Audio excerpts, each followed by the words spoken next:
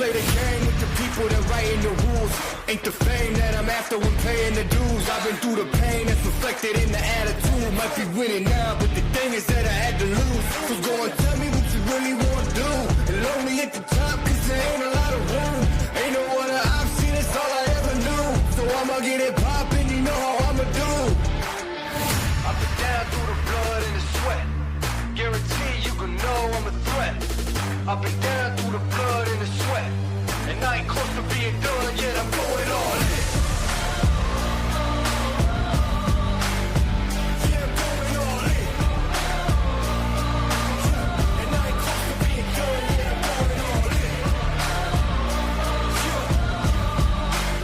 They know I'm going all in. Through the blood and the sweat, y'all know we ain't close to being done yet, I'm going all in. I've been down from the jump. Ain't no love lost, we just really doing us. Go and take your seat, looking silly getting up. Y'all know what it is, let me tell them what it was. It was 24/7 on the grind, one thing at a time. Hard to understand, kind of person got the state of mind. We was making moves every day, getting things in line. You could go and say what you want, but believe that I've been down through the blood and the sweat. Guarantee you can know I'm a threat. I've been down through the blood and the sweat. And I ain't close to being done yet, I'm going all in. Yeah, I'm going all in. And I ain't close to being done yet, I'm going all in. Yeah. They know I'm going all in. Through the blood and the sweat, y'all know we ain't close to being done yet, I'm going all in.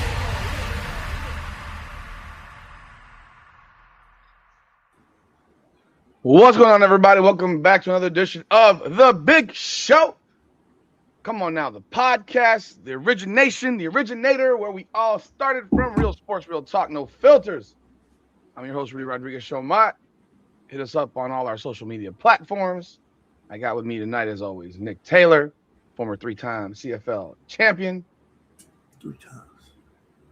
So it's not five-time WCW heavyweight champion of the world. No, it's three times.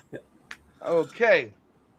What's going on, Nick? What's going on, Rudy, man? We have a busy day today. A lot of trade deadline tomorrow.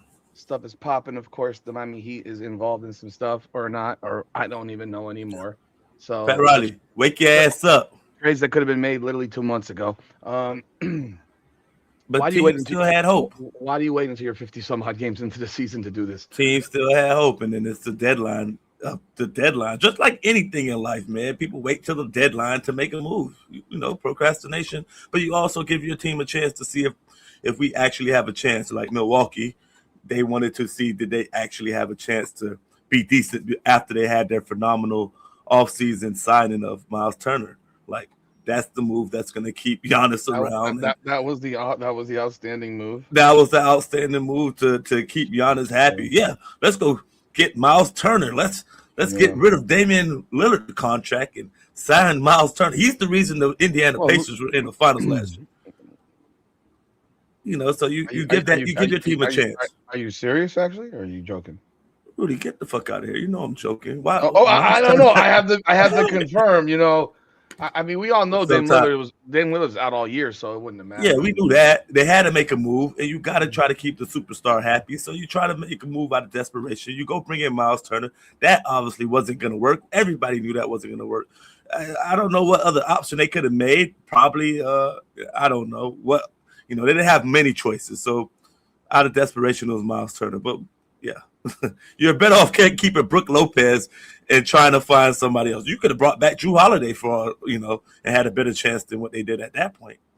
You could have. You definitely could have. So what's been going on, man? Nothing much, man. I missed the week last week, man. So I was happy to get back out here. There's a lot of shit going on, a lot of stuff popping in the sports world. Ready to dive into it, man. So we'll jump right on in. We'll keep the Super Bowl for last because I tell you what, if I didn't know what was happening, I wouldn't know what was happening. Am I crazy? Okay, I'll start here real quick, but we'll move into the trade thing. Am I crazy, or has the publicity and marketing of the Super Bowl gone into the toilet of the last few years? like where you I don't mean, hear anything. It used to be like the whole clockwork. week, The whole for 2 weeks 2 weeks, straight. 2 weeks, yeah. 2 weeks straight. Super Bowl, Super Bowl, Super Bowl. And then Not a word. the NBA always strikes though because of the deadline. It always takes over for like a few days of the Super Bowl. It always does. For the last few years, it's been big trade upon big trade. Nick, Big the game trade. the game is in 3 days, 4 days. I know, but well, last year they made the Luka trade a couple days early, so They have a week before. Like there's 2 weeks. I haven't heard a word about the Super Bowl. Maybe because I don't watch ESPN anymore. I had a lady at work today ask me, "Is the Super Bowl played in May?" I said, "Ma'am, this week." Nick, I'm staring at right now the ESPN front page. Yeah. I got Nuggets, Knicks. I got Panthers, Bruins. I don't have one singular link on the left that says Super Bowl. I don't have one singular link on the right that says Super Bowl. Nothing. Atop Royal Rumble Riyadh. That was last week, so I don't know why that's still there. Let me refresh it because maybe it'll pop up because I'm saying it. Maybe the cloud will hear me talk about the Super Bowl. Let's scroll down. Okay, we got Celtics Rockets. We got scores. I got basketball here. 80 to the Wizards, which is whatever. Who gives a crap? We'll talk about that. Men's college hoops. Bracketology. NBA, where every team stands. Power rankings. Draymond Green getting traded potentially, which should have been done a long time ago. Around the diamond. Baseball. NFL draft. Baseball? Baseball. Because, spring training camp starts like next week. Oh, damn. March is almost here. February 11th, pitchers and catchers report to most teams. Yeah, March is almost here. Miami's bookend pass rushers, Hakeem Mesdor and Ruben Payne. Indiana building a contender. This is still college football playoff. There is not a singular link here about the Super Bowl on the front page of ESPN.com. Let me scroll back. Maybe I missed something. Nothing. There's nothing here. Okay, I'm gonna click on the NFL homepage directly.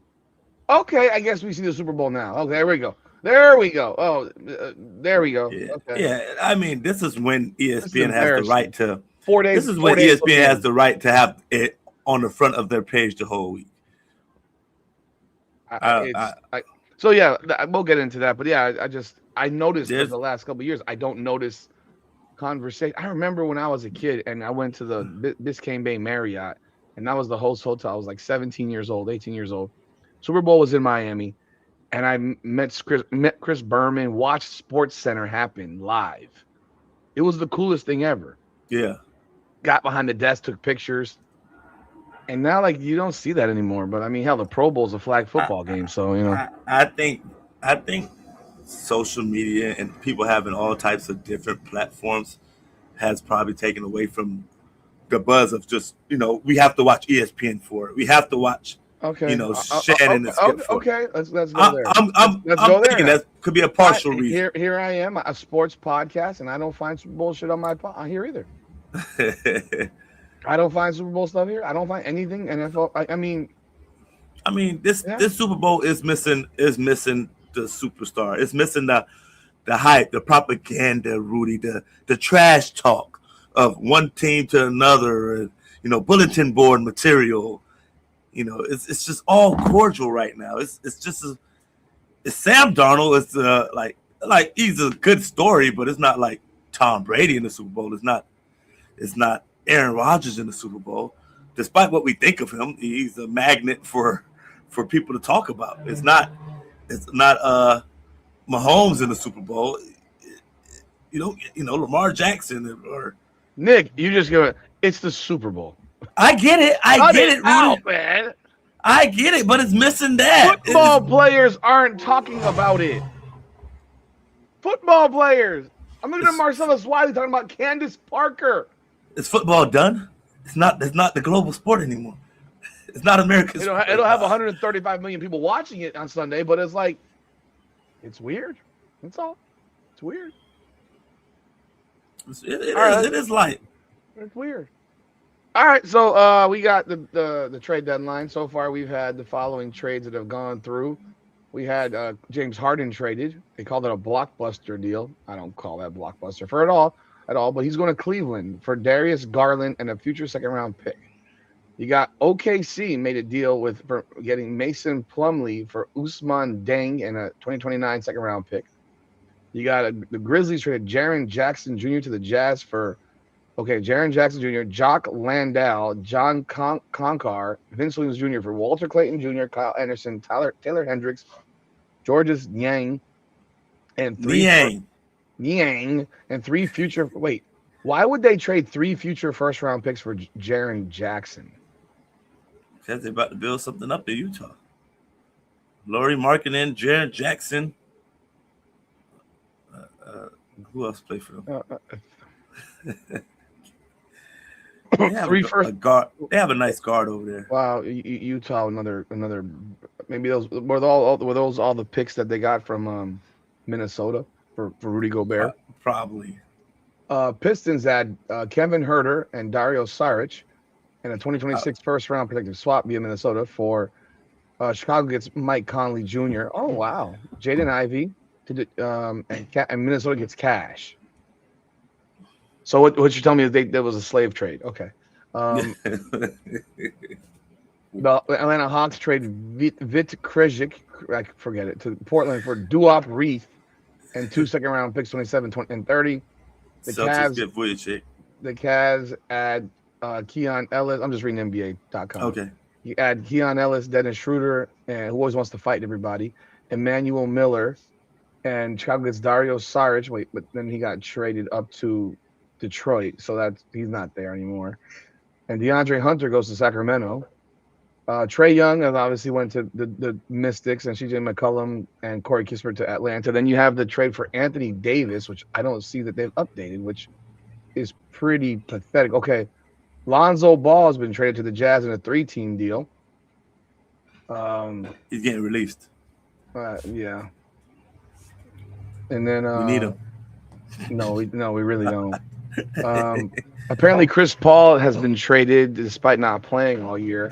That's what I was showing you on my phone for. I'm like, you were talking about what you see on the screen. I'm like, they talking about NBA trade buzz. I'm not looking at my phone. I'm looking at the screen. I was like, Chris Paul's one of the Raptors. The Nets. How isn't he released? I thought they released him.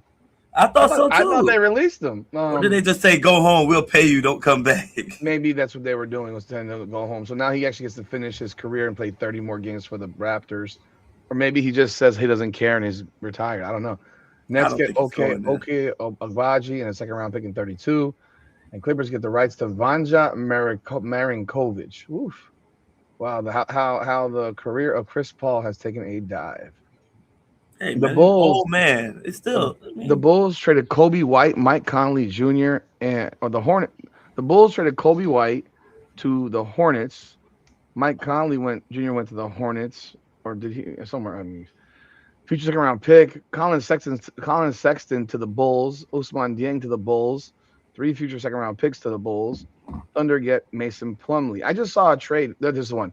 Jared McCain, that's a big one. Traded to the Thunder. Yeah. He started off hot last year, and then he got hurt. 2026 first round pick, 3 future second round picks. Like that's too much TikTok dancing and nail painting. Yeah, he's going at the right time because SGA got hurt. Yeah, so he could step in immediately and play, potentially probably start. I think that's a great pickup for Thunder's getting rich, man. They always do it, man.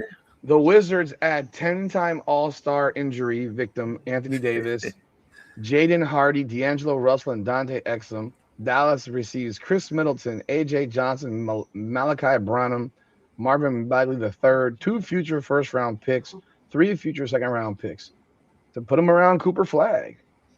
And then, of course, we're now – Vucevic and goes to Boston for a future second-round pick for Anthony Simons and a future second-round pick. And that's pretty much it. Now we're sitting here waiting as Miami Heat fans to see if Pat Riley and company will get their heads out of the sand and make trades that should have been made 2 months ago, particularly for John Morant. I don't know how I don't know how they could pull off getting them both down here, albeit we won't have Giannis for 4 to 6 weeks. Go figure. We would trade for an injured guy, and we want to trade Khalil Ware. And initially, I saw the Jaime Jaquez. If you trade Jaime Jaquez, I'm not watching this shit no more. Like I'm not turning it on again this year. Like you're trading your best. You're trading your best closer, and I can't in good faith watch this trash anymore. Who are we getting back? Like like if it's for Giannis, Giannis and Giannis's Mike Piece brother. Well, if I can get Ja and Giannis, and I lose Jaime. Nah, man. No, you can't lose Jaquez because then you're just where's your now you have no bench. If you get Ja and Jaime though. But you're gonna get rid of Ja and yeah. You're losing Khalil Ware, which I tell you right now, what Eric Spoelstra has done with them is criminal in nature. Every time he plays well or plays, we win. We lost yesterday, of course, to the Hawks. Every time that kid he played great. I mean, he would have averaged, I think, this year probably 17 and 12. And that's being nice. I guess that he was rolling at 20 and 15 at one point. Yeah, easy. And so you ruined his value, and then you try to now convince a team to take him. He's good. He's good, but you told us he was a shit stirrer and a malcontent. But when he played, we won, and when he doesn't play, we lose. He don't give maximum effort. He's not doing this. He don't get it yet. What is he not doing? He doesn't tell us. This is that Miami Heat bullshit. Hey, I'm watching the film. I know what he does. You don't. I'm better than you. I'm Eric Spoelstra. Khalil Ware, Tyler Hero. I know he ain't played. I know Hero ain't played. But you're still giving away Hero, Khalil Ware. I saw the Kasparis guy, Kasparis, whatever his last name is. I call it Kasparagus. Yeah, him, the rookie. And then multiple picks. And I'm like, and that was just for Giannis. That was for Giannis. That was just for Giannis. And Terry Rozier. I won't be mad if it's all of that without Jaime Jaquez. If it's Khalil Ware, we're not using him, Rudy. It's not about that. It's not about that, Nick. What are we talking about? It's all the picks. What are you trading all these picks for a 31-year-old who's always hurt? He's always hurt, Nick. I agree on that part. Would I take a chance now? Because what else, Rudy? We're just gonna be a playing team? No. Like we're gonna be 7, 8, 9, 10th seed? No, you gut it. You gut it. That's a way of gutting it. No, that's not gut. Giannis? That's a high reward, and I guess it's a high risk now because of his age. But if he doesn't plan out, it guts it anyway, right? No. If he doesn't plan out, it guts it anyway in a year or two. Are you telling me that the Miami Heat would not re-sign Giannis Antetokounmpo in 2 years? I don't know what his contracts do. Well, I mean, if his body can't withstand the next year or two, no way. So you go in, because right now, Rudy, we're gonna be playing the Hawks, the Bulls for the rest of our fucking playing lives. Yeah, we are. We absolutely are. No, there's no doubt. That's what we are.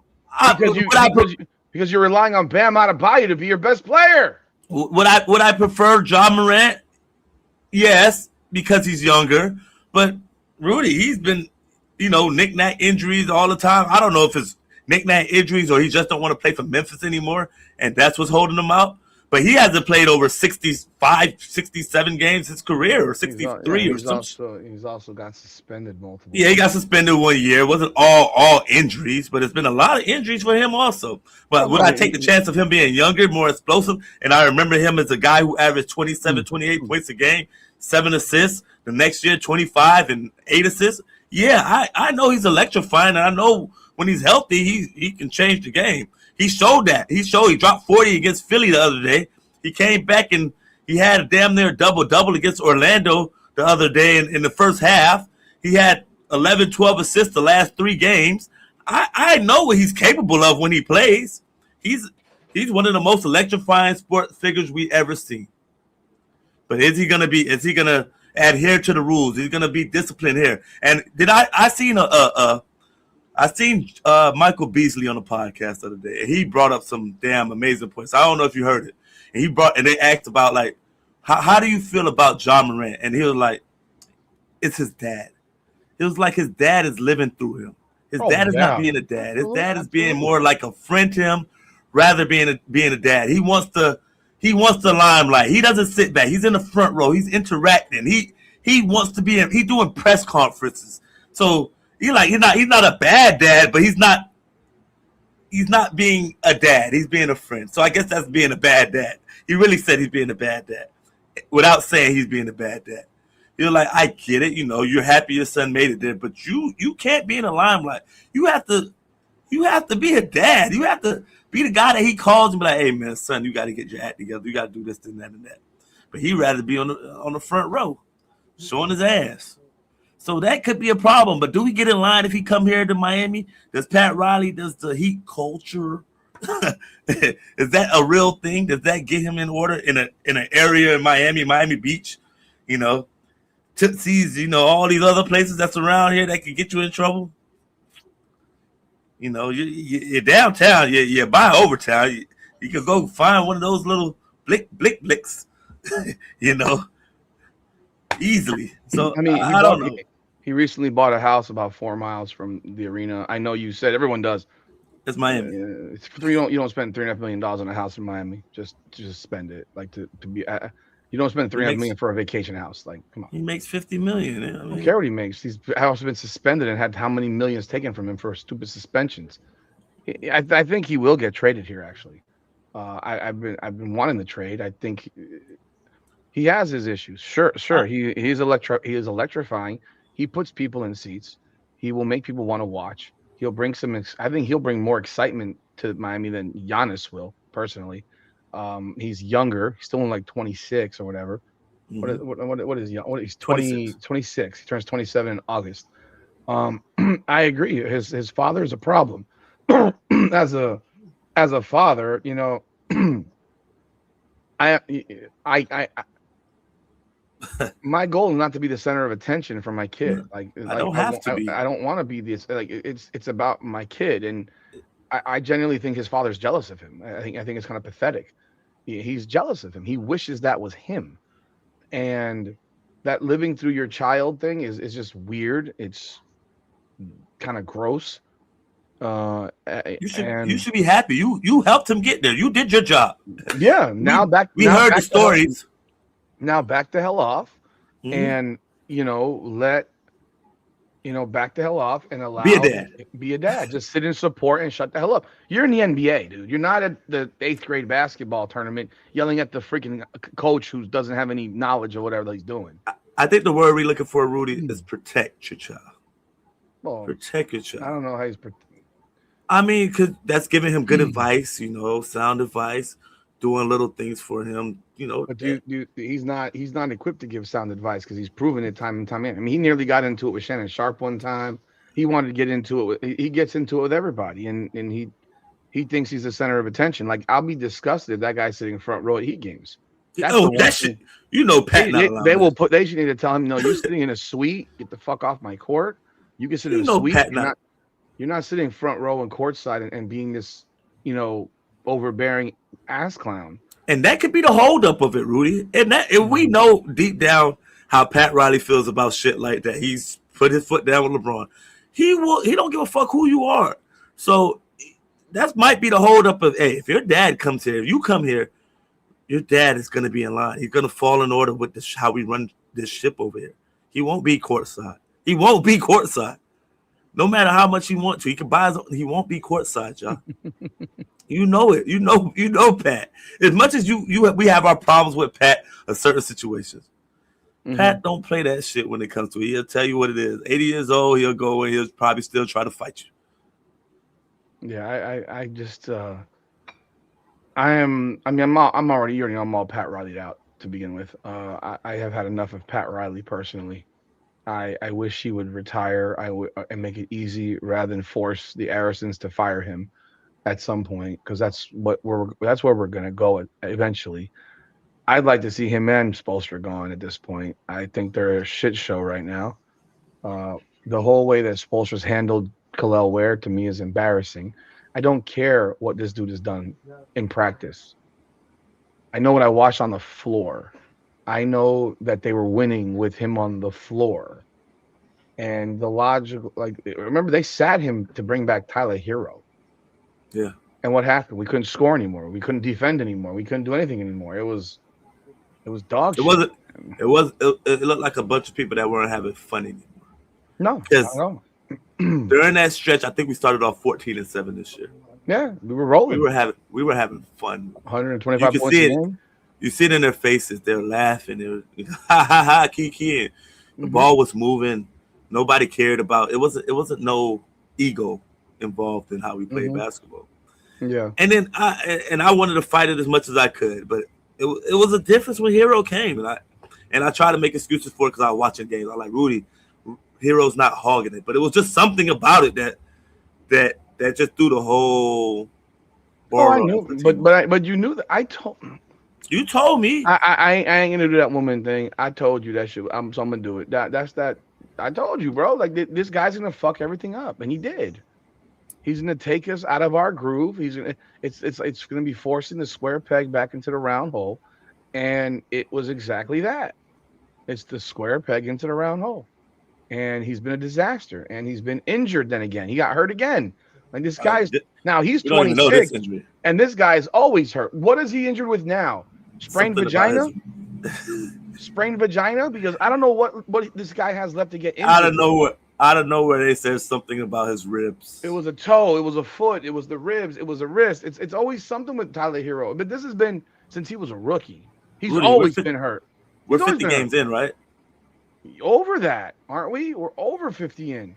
Over 50 games. He played, 11 games this year? He's played 6. 6 games? No, he played more than that this year. 11. 6. No, we're 20. We're 52 and 25. Rudy, he played more than 6 games this year. He's played 11 actually. Okay, I thought it was 11. When did he play the last 5? I knew it was 11. Okay. I'm like, so he's played 20% of the season. Now, remember, this is the guy that we dumped Jimmy Butler for. It was this guy, and it was about, Jimmy's hurt. Yeah, Jimmy blew his knee out right now. This guy has every nagging bullshit injury known to man. Like, this kid is always hurt. Jimmy Butler gets hurt playing hard. Tyler Hero gets hurt getting out of bed. You know, and you don't even know what it is that he's getting hurt from. It's so annoying, and they don't tell you. So if they don't tell you, I've learned at this point, I don't believe anything any professional franchise says. I don't believe anything any player says, because they're all lying. Yeah. They're all lying. I mean, you can watch the WNBA, CBA negotiation right now. Everybody's lying. Yeah. But you damn well know that the fucking players are lying, because that in itself is a shit show. But this stuff right here with this trade, if Jaime Jaquez is included in this trade, I don't want this trade. We have got a guy who he's been playing so well. You know, but all right, he's been playing so well. He's been playing so well, but is he a player that can lead us on nights like last night when there's no Norman Powell, there's no Wiggins, you know? I don't know. Did you start him? No, we didn't start him. Whose fault is that? We started fucking Gardner. So whose fault? Who? The guy who's on a G League being borrowed from the G League. See, this is what I'm talking about. Gardner, Fontecchio. Okay, so now you just made and you know what? He did lead them in scoring with 21 points off the bench, 9 of 17, and 8 rebounds. I don't get why Spo would do that. Like, you're gonna play him starter minutes, but don't play him as a starter when everybody is hurt. You need him to. I don't want to mess up the flow of the rotation. Like, some coaches are so smart that they're dumb. So I start Fontecchio and Gardner. They're the same size. Fontecchio's 6'7". Hawkins is 6'7". Like, some coaches are so smart that they're dumb, Rudy. I said it all the time. Fontecchio had 18. Yeah, 2 for 8 from threes, though. But Myron Gardner had 14. He played. Why is he only playing 28 minutes? That's a game where Hawkins should be playing 35 to 40 minutes. 30, yes. Yeah, 35, 40. And here comes Bam. Oh, Nick. Bam, 4 for 16. But you'll tell me he's played 11 great games and he's played 2 completely dog shit ones. I mean, goddamn. At least I told you what I told you, Rudy. Long as he's being aggressive, I'll live with it. I don't like those dog shit games where he's 2 for 9. I'd rather 4 for 16 than 2 for 7. Like, that's not being aggressive. I agree. I didn't watch the game. Where did these shots come from? There's a little bit of everywhere. One time he came down in transition and they threw him the ball as he was the trailer. He jacked it like he was fucking like he was dead-eyed dick from back there. I say, all right, bro, get it in the flow of the offense. You don't just come down and get the ball as the fucking trailer and shoot a 27-footer, bro. Who's the best player on the Atlanta Hawks? The young kid. What's his name? The young kid. The 6'8". What's his name? I can't think. Not Johnson. It's Jalen Johnson. Jalen Johnson. I am right. So I got it. Okay. Okay. Yeah, he's averaging 23, 10 and a half, and 50.2. So that's what Bam should be doing, right? That's what Bam should be doing. Yeah. Bam's at 44, 17. Bam is at what 17.9, 18.1, 9.9 on 44.4% shooting. Yeah. I mean, the last 12, 13 games, that's what he's at though, around 23. Nick is an 82 game season. You're giving me a sample size for 20% of the time. 25% of the games. No, 20%. He played over 50 games. He's played well in like 15. 52 games, so 13 out of 52, 25%. I know, man. Well, the last 11 of the last 13. All right, so 20. I'm not gonna give this guy credit. Like I refuse to give a guy credit for being a $55 million player. You made him a max player. And would he be the third option on a championship team, Nick? Bam Adebayo, right now. Can he be? Yes. Would he be? Can he be? Yes. Would he be? I mean, that's all speculation, like, No, the question is would, not can. Anyone can. I could be a great water boy. I could be a great water boy. So if I put him on the Celtics with Jaylen Brown, Jason Tatum, he's the third option. Can they? Yes. No, he's not. Who's Pritchard? White. If Jason Tatum's playing too, he ain't the third option. Who's the third option? Pritchard's averaging 17 a game right now, and Bam's averaging 18. And you want to hear some funny shit? Peyton Pritchard shoots better from the field than Bam does, and he's a 6'1" guard, 6 foot guard. Well, Rudy. 6 foot. He is compared to Caitlin Clark, so he's don't disrespect Pritchard. He's compared to Caitlin Clark right now. The Reggie Miller's comment in that situation, I mean, holy Lord. He's compared to Caitlin Clark. So pump your brakes, Rudy. He compared Caitlin Clark, the face of the WNBA, to a role player. Rudy, in the NBA. Somebody who broke all types of records in college. He came in as a freshman, averaging 27 a game. He compared her to a role player in the NBA.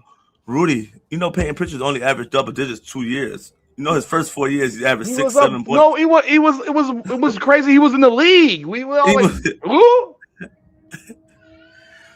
You said Peyton Pritchard. I know Caitlin looked like motherfucker. What? And I'm arguing with people on my page. They're like, well, he is sort of right. What did you know about that? I'm like, bro, I know basketball. And y'all think just because players they played in the league or something like that their opinions are just got to be right just because they said it. Shaq say plenty of dumb things. Charles Barkley say plenty of outrageous, stupid things. And you think I just should go along with it just because they said it? No, there's no way. They don't play alike. She's up and down tempo. She's getting guarded 90 feet. She's getting denied half court. Her impact they don't leave her. How do you compare those? I said They said, well, you can't say Steph Curry because she don't. I say she finishes well around the basket. That's the she comparison. Impact, like, and y'all have to. I'll be like, but she don't. I'm like, y'all have to put it in the grand scheme of things when you think about it. When you compare like the women's game, of course they're not as athletic as men, so you have to compare like them being women to men being men. Like, not saying that her and Steph Curry are the same player who you compare against each other. Who would they have compared Asia Wilson to? Asia Wilson is Draymond Green. Exactly. And if they had done that, the look on her face and the look would have been crazy. The response from the woke community would have been absolutely insane. At worst. You compare the 4-time league MVP to a fucking triple single role player. Rudy. At worst, you could compare her to Trae Young. At worst. Shoot deep threes, shots, get 9, 8 assists, 10 assists a game. At worst, it's Trae Young. But that probably is a better comparison because Steph Curry ain't a point guard.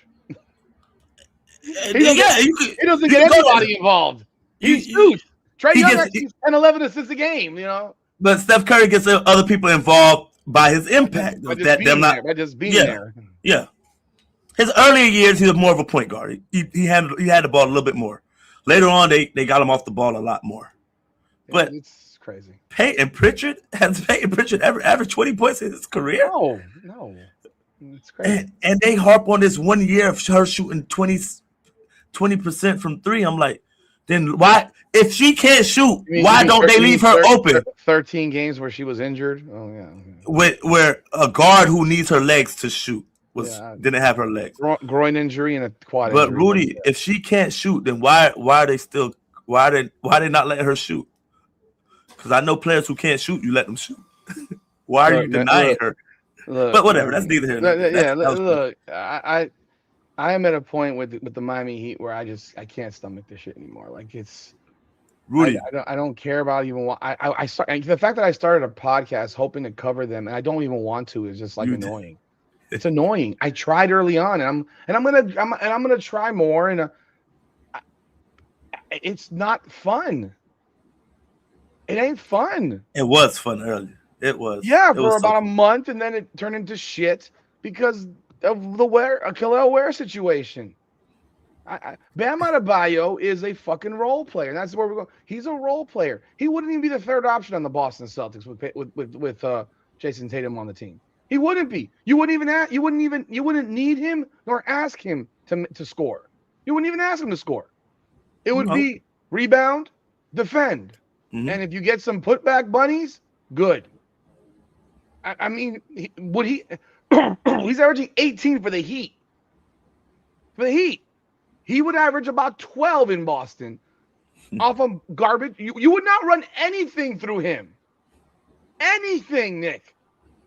It would be do the dirty work, man. Be an Angel Reese. Grab a rebound, make a putback. You know. I mean, Porzingis average about. Porzingis has 28-foot range and he hits a lot of threes and he's 7'4". I don't even know what Porzingis averaged, but Porzingis was also known for being an offensive player. Bam is not an offensive player. You don't have the mindset. He has a different mindset. How is this guy making so much bread and not averaging 25 a game? You think he's fucking Amari Stoudemire? I think he has the ability. He's not. He's the. Who was I was thinking of the other day? He is a really poor man's Giannis. They're redundant. Neither guy can make a perimeter jump shot consistently. They both handle the ball probably too much for their position. But Giannis is built like an absolute tank, and Bam avoided the weight room. Bam is built. Bam is not. He's not. Come on. Bam has some muscle. He has muscle, but Giannis looks like a bodybuilder right now. Yeah, but that's his build is like he has this V, and he looks huge. He looked like what's the name? He looked like the boxer from from over there that got in an accident. Anthony Joshua. He look looks like huge. Anthony Joshua. He looks huge. And remember, he came in the league, he was like 200 pounds.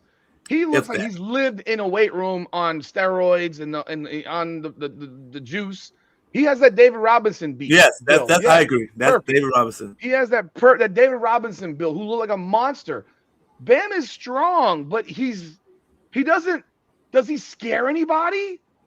Will you get out of the way if Bam drove down the middle of the floor? No, because he would dribble like whereas Giannis is going to take 2 steps from the 3-point line and be at the rim, and he's going to have his elbows out here, and everyone's going to move out the goddamn way because they don't want to get elbowed in the eye, even if it is an offensive foul. Like, I'm not taking an elbow and an elbow slicer to the eye. Nope. And he dunks the ball, and Bam will go and toe and try to finger roll finesse bitch bullshit. And I'm sorry, he's a very poor man's version of Giannis. Giannis is who Bam wishes he was. Giannis is who Pat Riley wishes Bam was, because he would not be looking to make this trade if Bam was playing like that. He should be at 20. You don't pay nobody $55 million for 18 and 9.5 on 44%. The day they had him start shooting threes, I think probably he wanted to do it. The day that happened, I knew the efficiency was going like this. I told you, man. You didn't listen to me. His efficiency went like this. He sucks, man. It pisses me off. So 4 threes a game should be his cap. And it ain't the relationship. This was last year before the relationship and the year before. This is life. The relationship now it's magnified more. Yeah. Because he's gotten worse, but he's been doing this for 2 years now. He has been gradually going downward in efficiency. Bam has Rudy arms. No, I wish I had Bam's arms. I mean, come on now. Hey, but at the end of the day, the Miami Heat has the best package. And I've been saying that for 5. How do you – oh, yeah, they do. How do you work with Bam and Giannis together? You make it work, Rudy. How? You figure it out. You told me throw him in the corner. Well, he's already in the corner. He's already shooting threes. Oh, my God. So now we're going to make him Bruce Bowen. No, he's already doing it. We're not making him do nothing that he's not already doing right now. He's already on the perimeter. We're going to make him Brook Lopez offensively with no post game. He's already on the perimeter. You don't pay a guy $55 million for that, Nick. That's my point. Well, shit. When you get the other guy here who's Giannis, who cares? Nick, they're going to be a horrifically bad shooting team. He's going to be the third option. And they ain't gonna win. Fourth option, actually. Who's the second? Who's the second? If we keep Hame. So the backup, the guy that comes off the bench, who should be starting, is the second option.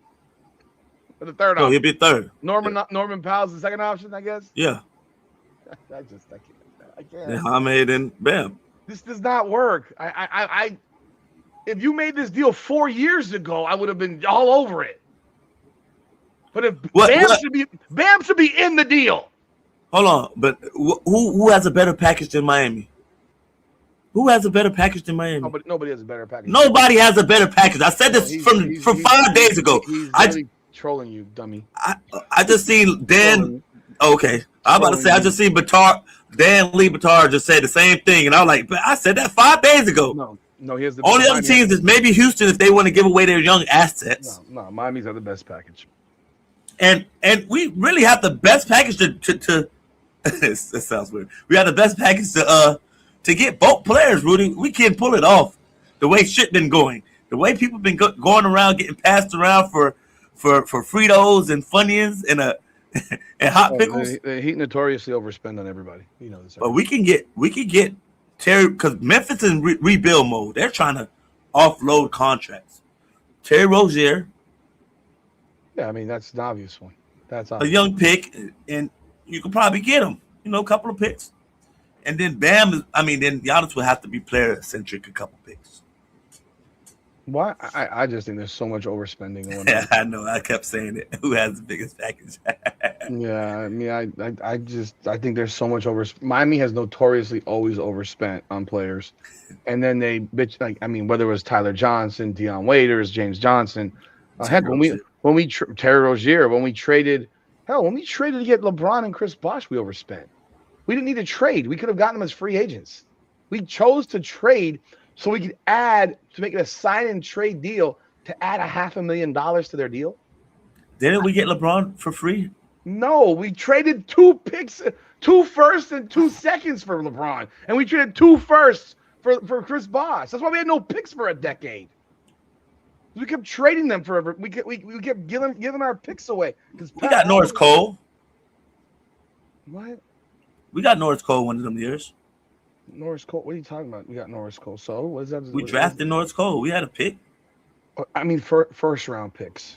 We traded first round picks almost every year. We had no first round picks for quite some time. I mean, it was like every year we're giving our picks away. We didn't have to do that to get LeBron and Bosh. We didn't have to. We did it. They were free agents, and it's too much. It's like this has been the notorious same old with the Miami Heat. I don't know what other trades are out there in the league? I mean, at this point, they're not going to trade LeBron in LA. That's been announced pretty much. No. Which, I mean, realistically, the Lakers are falling apart from what I've seen. Well, they went from second to sixth in the. They went after the word came out that Jeannie Buss doesn't like LeBron.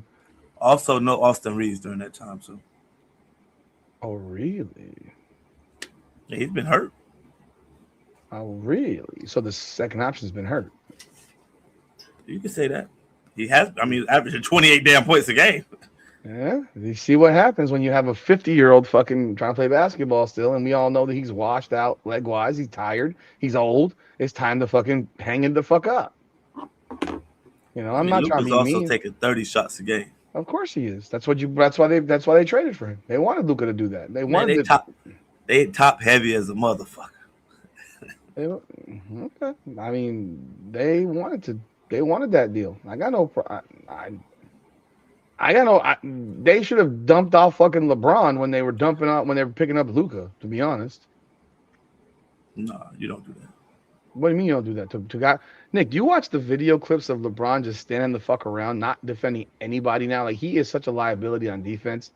I mean, he might as well be fucking Tyler Hero right now defensively. He might as well be Duncan Robinson. You know how fucked up it is that Duncan Robinson's on the number 1 seed in the East? It starts.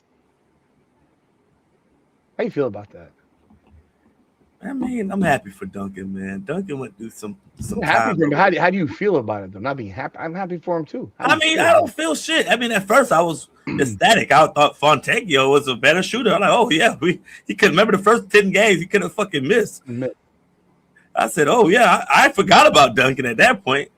And now all of a sudden, every shot he takes, I'm like, God damn it.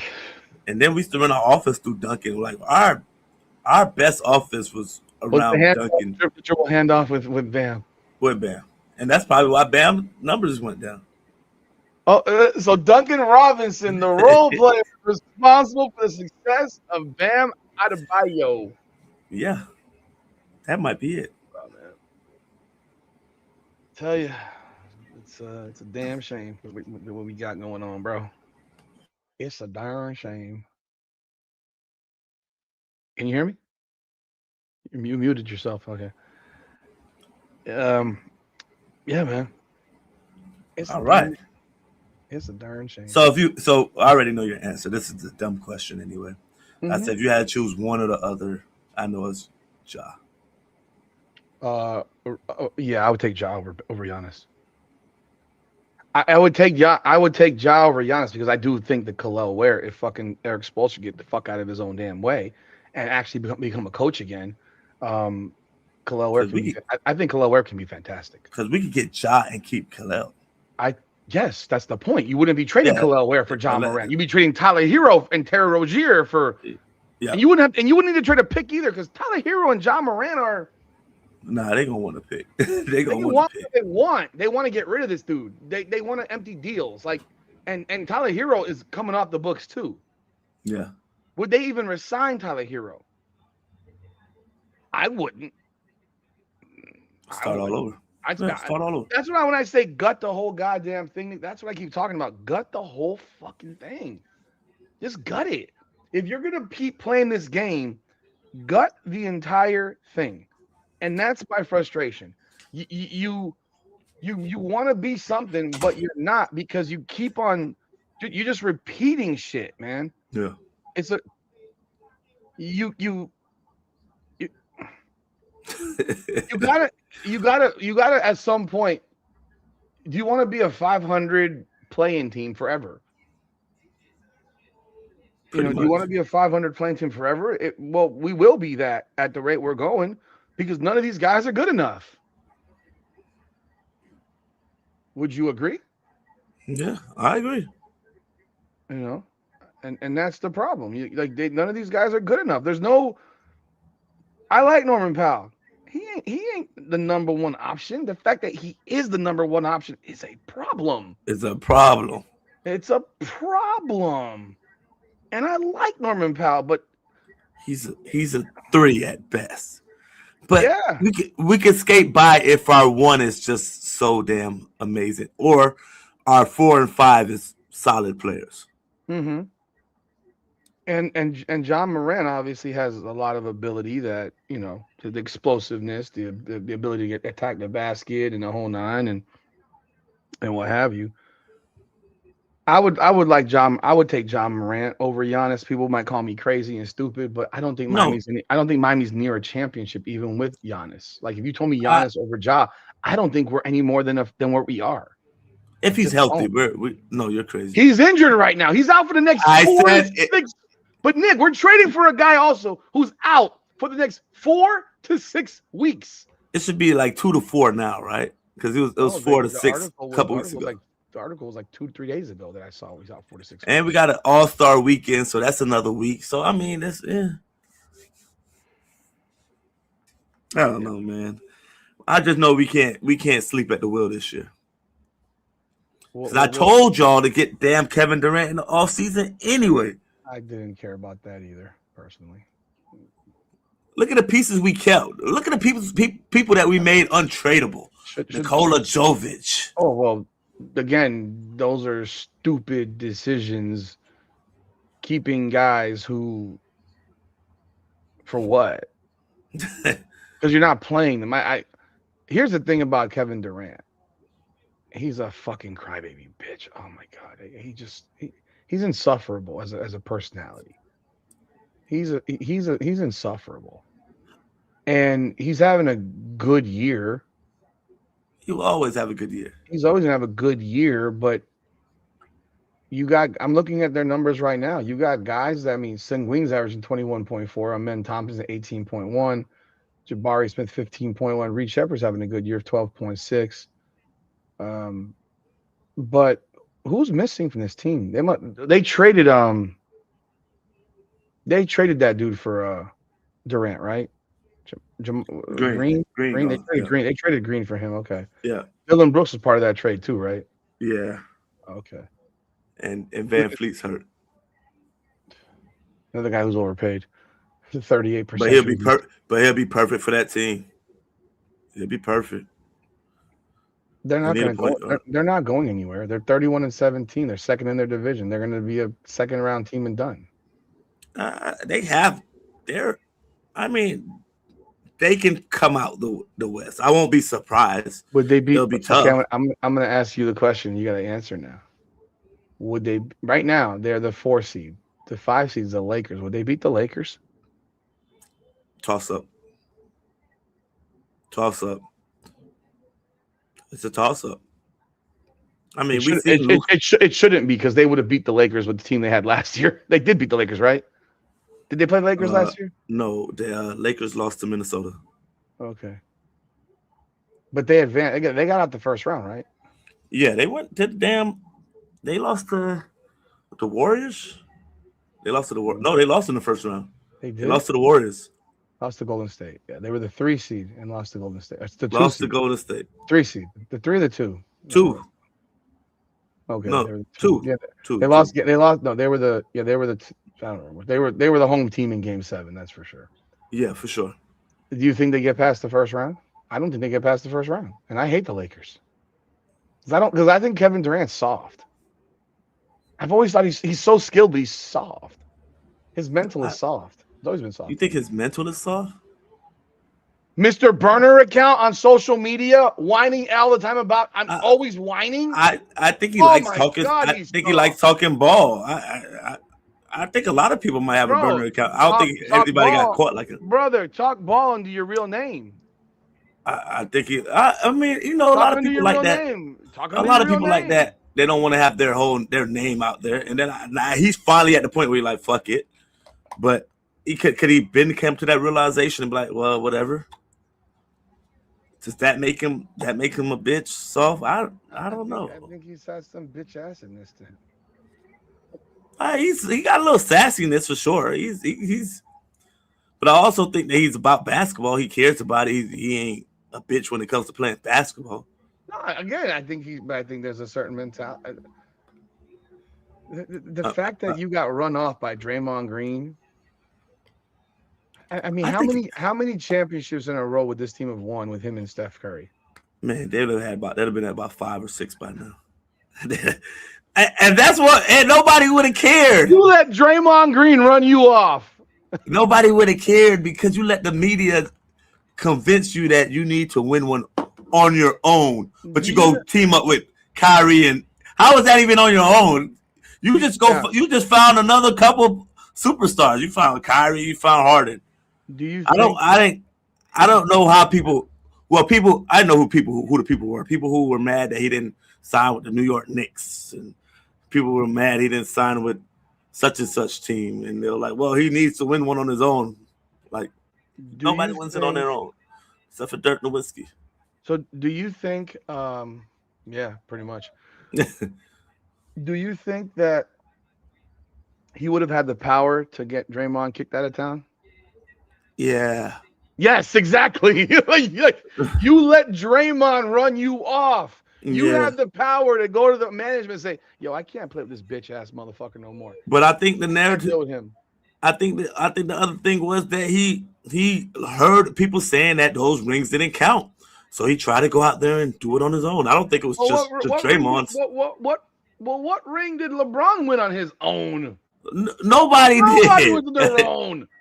we thought the way he handled it was some bitch ass shit, but so did LeBron. LeBron's been jumping from team to team for the entirety of his career, and people got over it. He joined and picks his teammates. And people got over it. Ain't nobody cared that he won with D Wade, and D Wade was arguably at that moment when he went to him better than him. D Wade was the second or first best player in the world. Better than him at the time. I will forever stand on that he sabotaged that first series because he was so jealous that D Wade was going to be the MVP of the finals, and he knew it, and he sabotaged him. He said, "Nah, we cannot have this happen. We have to find a way." No. I can't. I don't know if you ruin your legacy. I mean, because you get your first championship. I mean, I guess you're not the MVP, so so then everything that's been said about you is okay. You're really the second best player on your team. Yeah, it would have been bad. They averaged basically the same amount of. They were at 25.1, 25.2, 20. They were both the same that first year.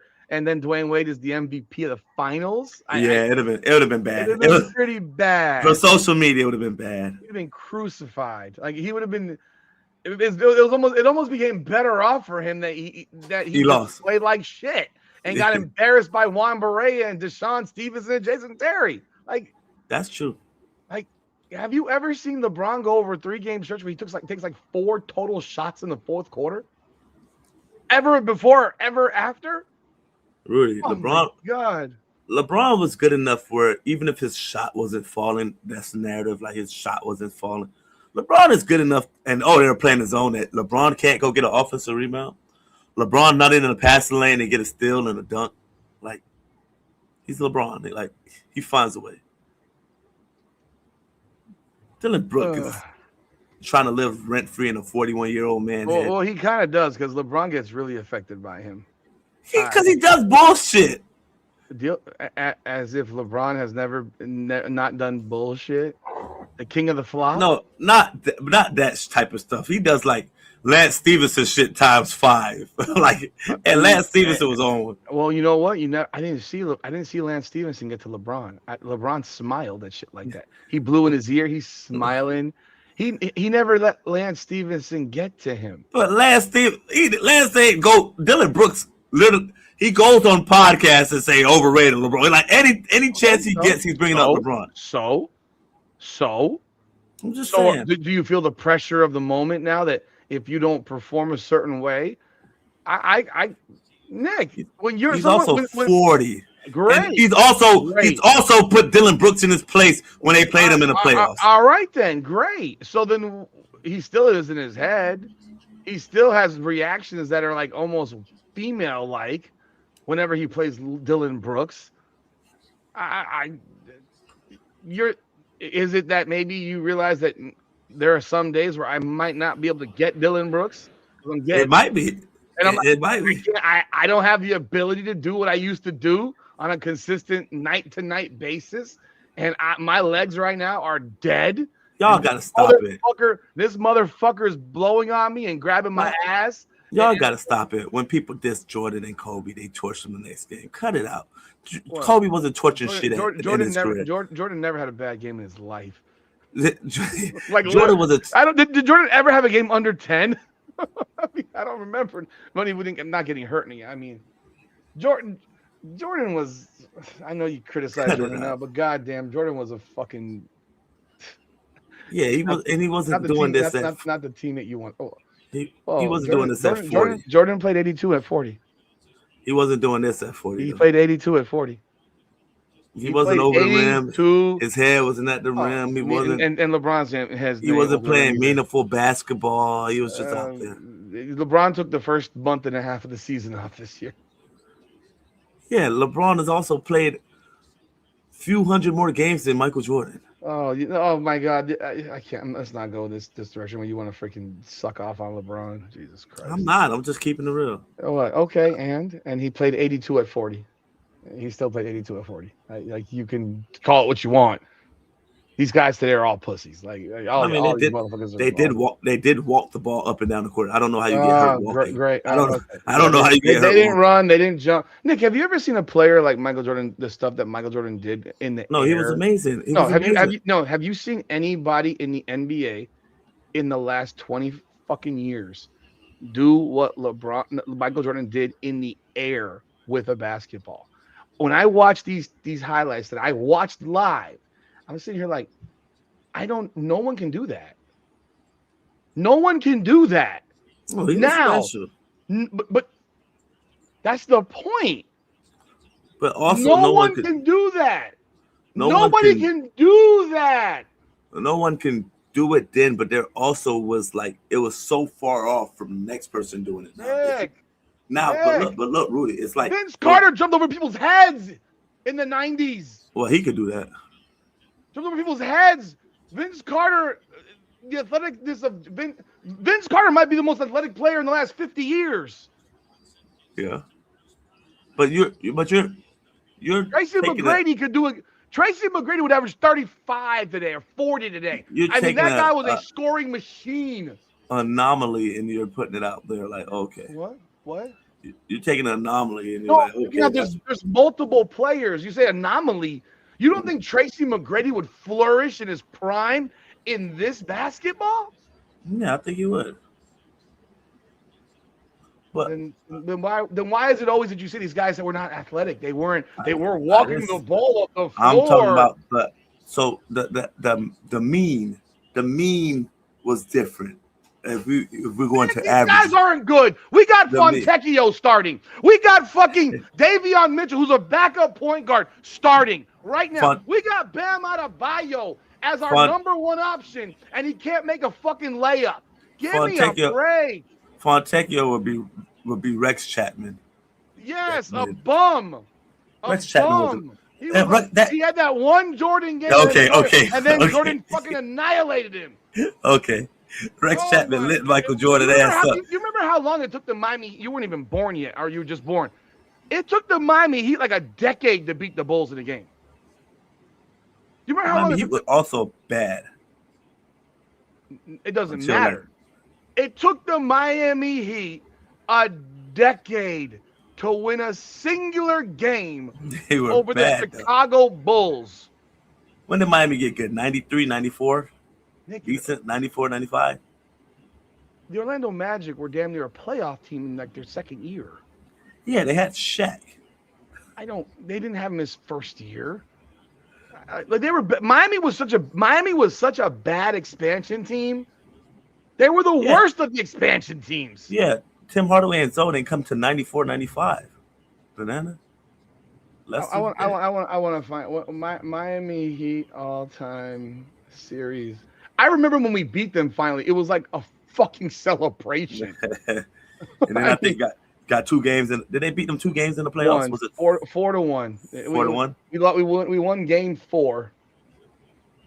Here we go. You want to know what's crazy? Right now, the head-to-head with Miami and Chicago was 69-67 Chicago. Chicago came back later because they're beating us even when LeBron was there.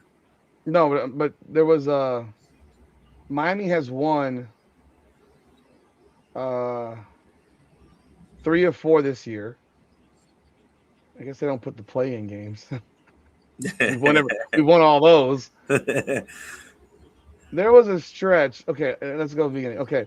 The Bulls won 2, 6, 10, 14, 16. They beat us 16 straight times. So it took 5 years before we beat them by 2 points. They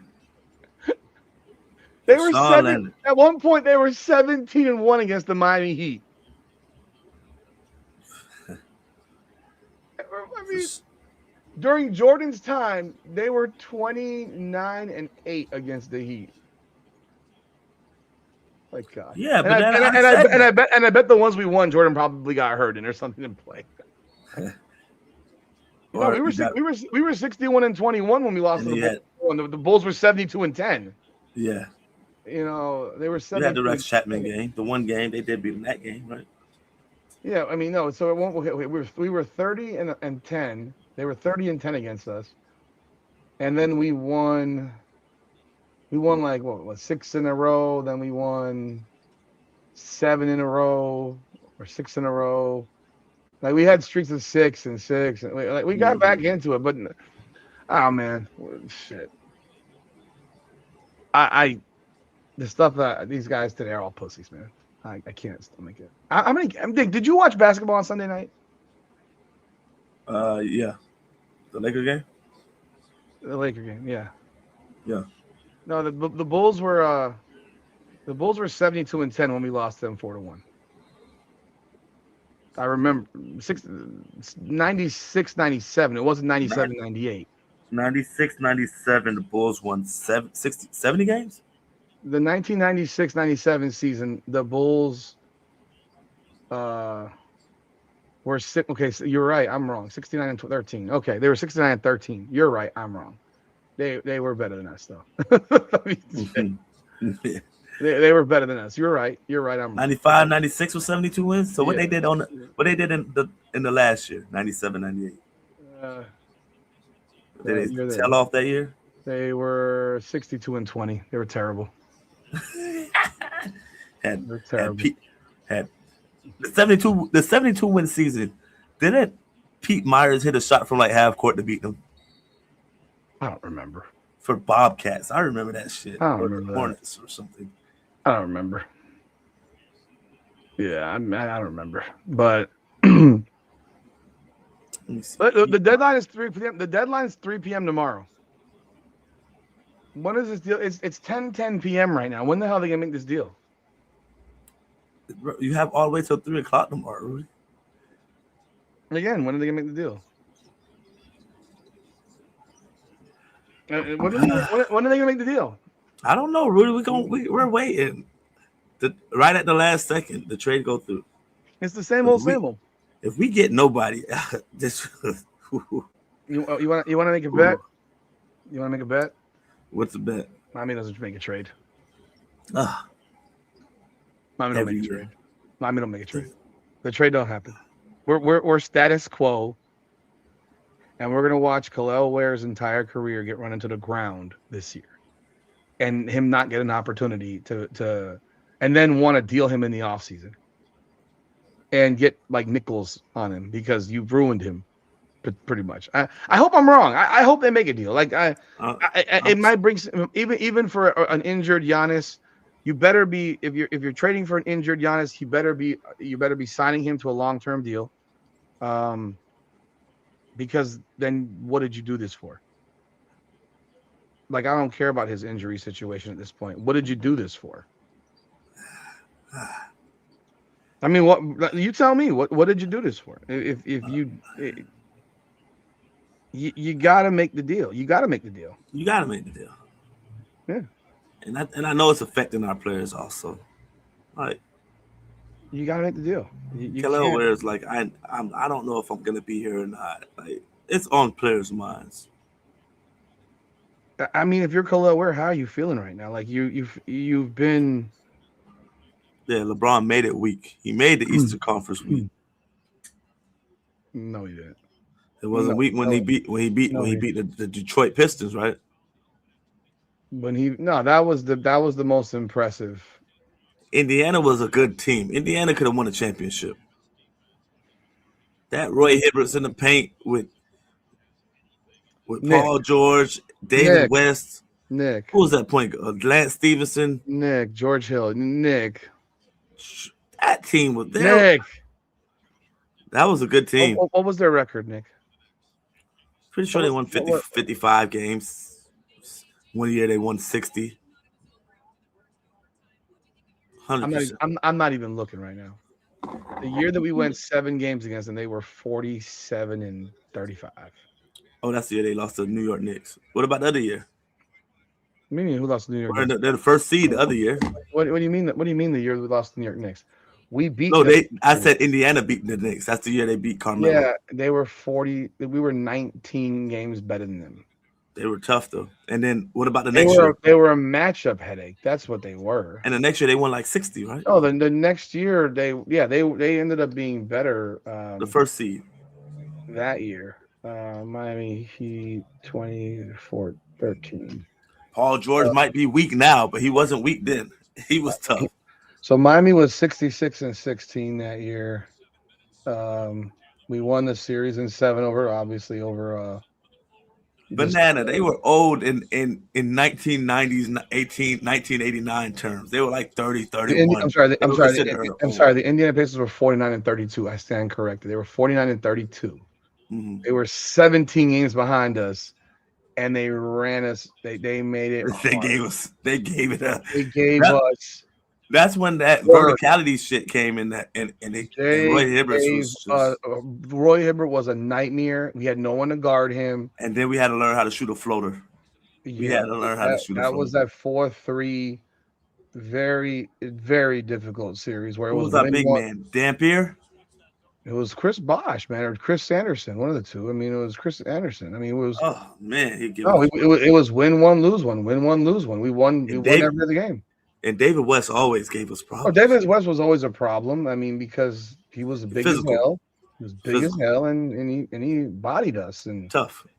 But he had a mid-range jump shot that to act like they were like this 65-win team and shit. The next year they were 61, 60, 58, something like that. And we actually beat them easier that year because we got used 4-2? Yeah, we beat them 4-2. And I think that was I think we're down 2-1 or something. The way went crazy. And that was when Bosh was hurt. We won 4-2. We won. They lost the first, and when we won 3 straight. Yeah, but all right, man. Let's move on. I hope we make a deal, but I want to be excited about basketball. I just think it's crazy that you're gonna trade for a guy who's hurt, but you better resign. You better sign him to an extension. We got the Super Bowl this weekend. Didn't know it. I had no clue. It is this weekend. We have the Seattle Seahawks taking on the New England Patriots. The Seahawks are a 4.5-point favorite. Over under a 45.5. The game starts at 6:30 p.m. You going anywhere? I didn't even talk. I didn't even think about it yet. I forgot it was this week. You forgot the Super Bowl was going on because they're doing such a great job of marketing it. They usually go by my friend's house, so I mean, it might be it. Nobody said anything in the group chat or nothing yet, so I don't know. I don't have a problem staying home and watching it either. So, Are you gonna wear a Sam Darnold jersey? um, of course, I have 5 of them in my fucking closet right now. I just can't wait to pull You, it you out. didn't you didn't get one? What's wrong with you? How do you not have a Sam Darnold jersey? First of all, I got the Patriots winning. What? I have the Patriots winning. It is not because of any rational reason. It's really just because I think when a team is just an outright underdog and nobody expects them to win, I think you play with a different type of chip on your shoulder. It's not like any logical, like, oh, the Seahawks gave up 500 yards of total offense last game to the Rams. No, it's none of that. It's just me thinking that usually a team that comes in this much disrespected that nobody gave them a chance to win usually put their hat down the whole playoff week and they play with a different type of chip on their shoulder in that game. That's the only reason I'm picking New England, guys. It's not any logical football sense of it to it. It's just more so of that reasoning. And maybe just because my last championship game, I felt that's how I lost to a team that was an underdog. So I don't know. That's my only reason behind picking the Patriots. And then I could sort of look at it and said, yeah, they did give up 500 yards last game. I think Seattle's going to run them off the field. No way. The Patriots are a 14-3 winning team. 14 wins, 3 losses. So, and what was Kansas City last year? Their wins were like 17. They were 17-1, 16-2. But they could have lost. They could have lost. Got drop kicked. They could have lost 7 games last year. They weren't a real 16-2 team. Nick, 15-2 team. You want to do that? That's the NFL. You know that. No, but you want to do that? That's the a NFL. blocked field goal. Nick, missed field goal. The Patriots needed fucking dumbass Sean Payton to not kick a field goal to go up 10-0 in the first half, and had a turnover at their own 15-yard line. Which I think was not a. I still don't think that was a backwards pass. Whatever it was a turnover at their own 15-yard line. The Patriots did literally 0 on offense in that game. The weather was also bad. It was bad for both teams. Exactly. If Sean Payton kicks a field goal, Denver wins that game. Denver wins that game. I agree. The Buffalo Bills game, they won by 3. The Saints by 6. The Falcons by 1. The Bucks by 5. The Bengals by 6. The Ravens by 4. It wasn't like last second they got them beat type shit, though. For the most part. You saw Kansas City last year. 24-23. I think one was a block punt, another was a block field goal. Dude, Atlanta missed an extra point against New England to lose that game. Was that my guy Young Ho at the kicker? I don't know. The Ravens game. Okay, they won. It was 2024. They were up 11. The Bucks. That was. It wasn't as bad as Kansas City last year. Kansas City. But they won. I mean, I get it. They beat Buffalo in the last second field goal, 23-20. I think they're gonna get crushed. Spot me 7 points. I'm not spotting you shit. You just picked the team to win, dude. What are you talking about? I mean, well, I think Seattle's gonna crush their asses. I think it's gonna look like that old school NFC beatdowns that they used to give the AFC, and they're gonna. And that's the problem, and that's why this game would be. That's why the Patriots will win this game. Well, that was what the predictions were literally every year for like 15 years, and it happened every single year for like 15 years until the Patriots. I think it was the Broncos stopped it against Green Bay. Was it when they won? When John Elway won? Well, I get that, but we also had last year. We had the Chiefs were favorites. We had the year before that. I actually expected Philadelphia to win. I don't. Again, I'm so disinterested, so it doesn't even matter. I'm so disinterested in this damn game, dude. But once the game come around, we'll watch it and be locked in. I don't care who wins. I don't care. Well, I care. You don't want the Patriots to win. I just can't. It's gonna start. It'll start a fucking another dynasty. It will start another dynasty. I cannot deal with that. Like how do you deal with how that. do you get rid of Brady? You win 6 championships and then you fall into some shit like this in a couple of years. You got good ownership. You got you got players that played for a great coach who can't make the Hall of Fame. I was about to say good ownership. Yeah. He's not even a Hall of Famer. He's not even a Hall of Famer. Well, neither of them made the Hall of Fame. I mean, we could talk about. We could talk about. Please, you throw what the whole. You mean Tom Brady can't make it? Throw the whole fucking thing away. Throw it all away. If we go there, throw it all away. Rudy, why? All right, before you get into it, why is it not just you wait 5 years? Is either you are a Hall of Famer or you're not, and then you get one chance. If you don't make it the first time, you get one more chance. And it shouldn't this is not such a deep thought. I don't disagree with you. Is Terrell Owens a Hall of Famer? Yes. That's it. That's it. Nick, what are we doing here? What are we doing here? We have had this conversation about basketball.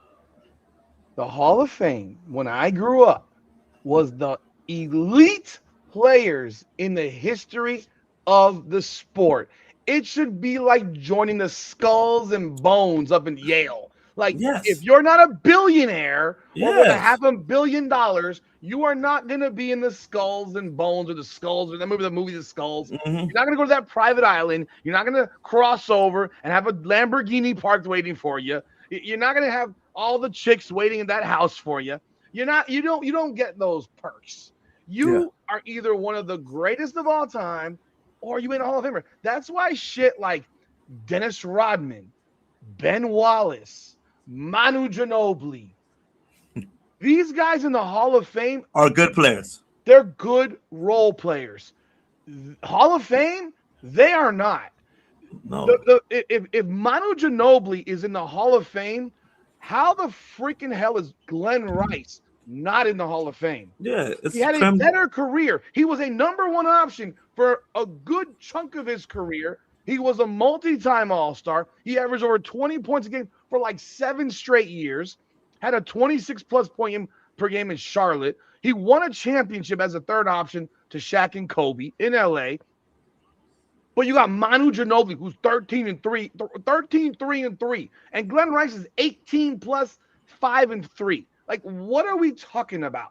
It should be an honor. I mean, and here's the thing: Glenn Rice is not a Hall of Famer. No. And I loved Glenn Rice growing up. He's not a Hall of Famer. But we put in these guys because they're on. Like, the fact that I'm gonna sit here and have to watch at some point these imbeciles put Draymond Green into the Hall of Fame makes me cringe. Nick, but he's a lock. Klay Thompson's not a Hall of Famer. He's fringe. He's not fringe. He's a good player. He's fringe. Not elite. The Hall of Fame was about the greatest ever. I agree. That's why I say Klay is fringe. No, that's not fringe. You're either there or you're not.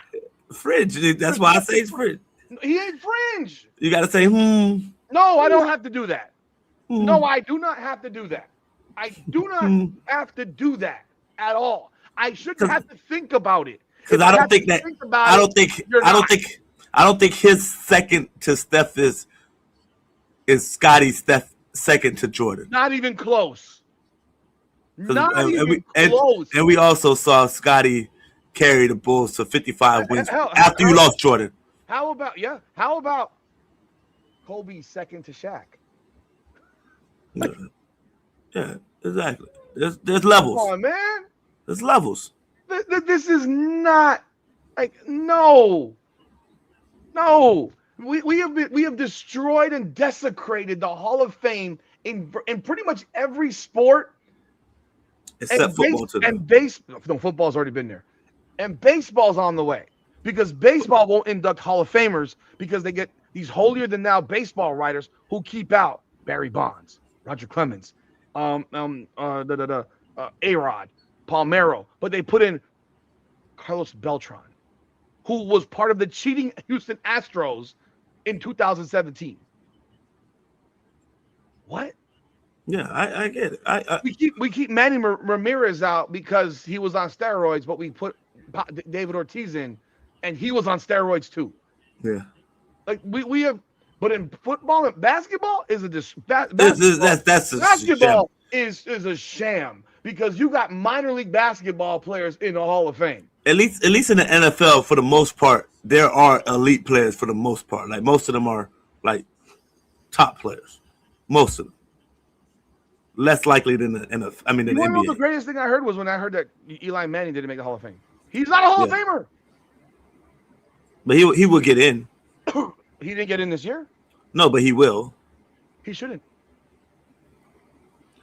All right, so I'm gonna give you some names. Phillip Rivers, yes or no? No. Drew Brees. Yes. Okay. And I think you want to know where I'm going to go with that one? You know where I'm going with that when you say Phillip Rivers. You know who else shouldn't be in the Hall of Fame? Who that? People didn't like it last year when I said it. Ben Roethlisberger. No.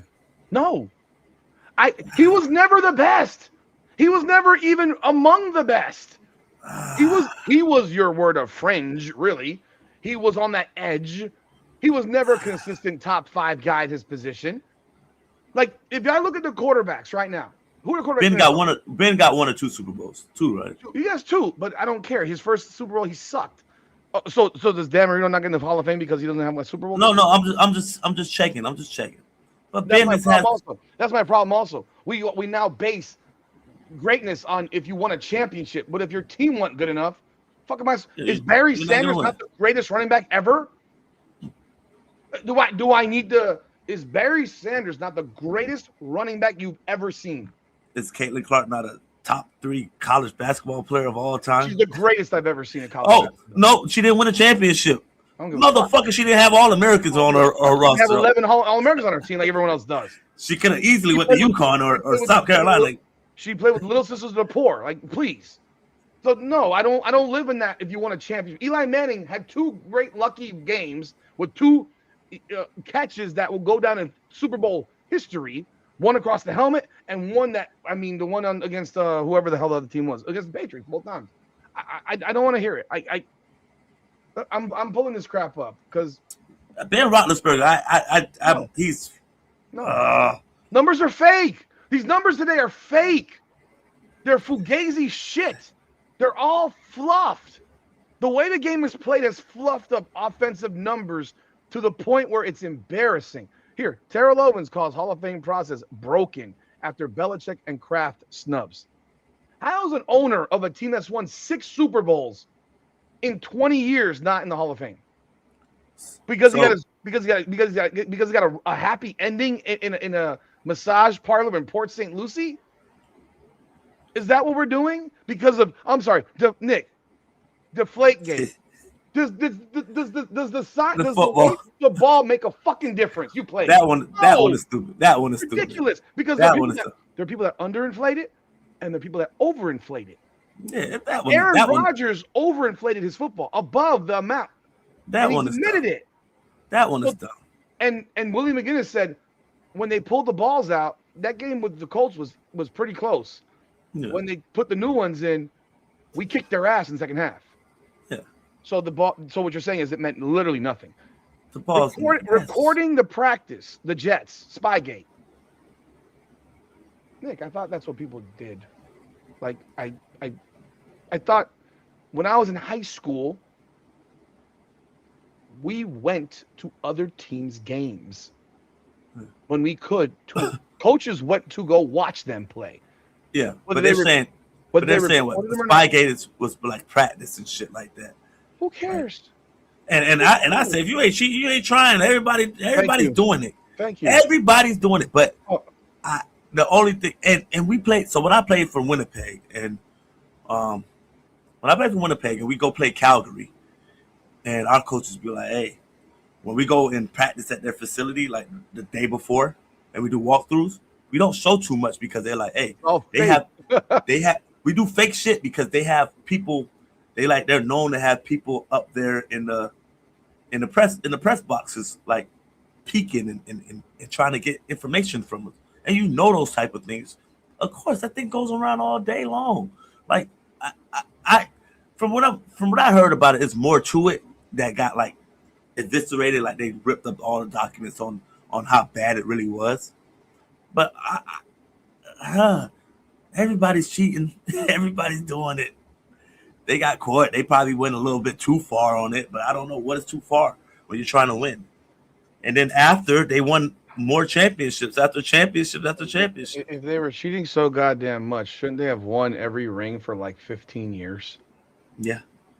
Like they, but like, they stopped after. They should have won the first 7 years. Here's the question. You can watch all my film. I give you film. You have film of all my shit. You got all my film, right? If you have my film, you can tell me every formation I've got. Your top linebacker is an encyclopedia typically, and he can point out everything. He knows every play you run off of that formation. So if I have a formation where I run 10 separate plays, how you know which one it is? You have an idea, but you don't know.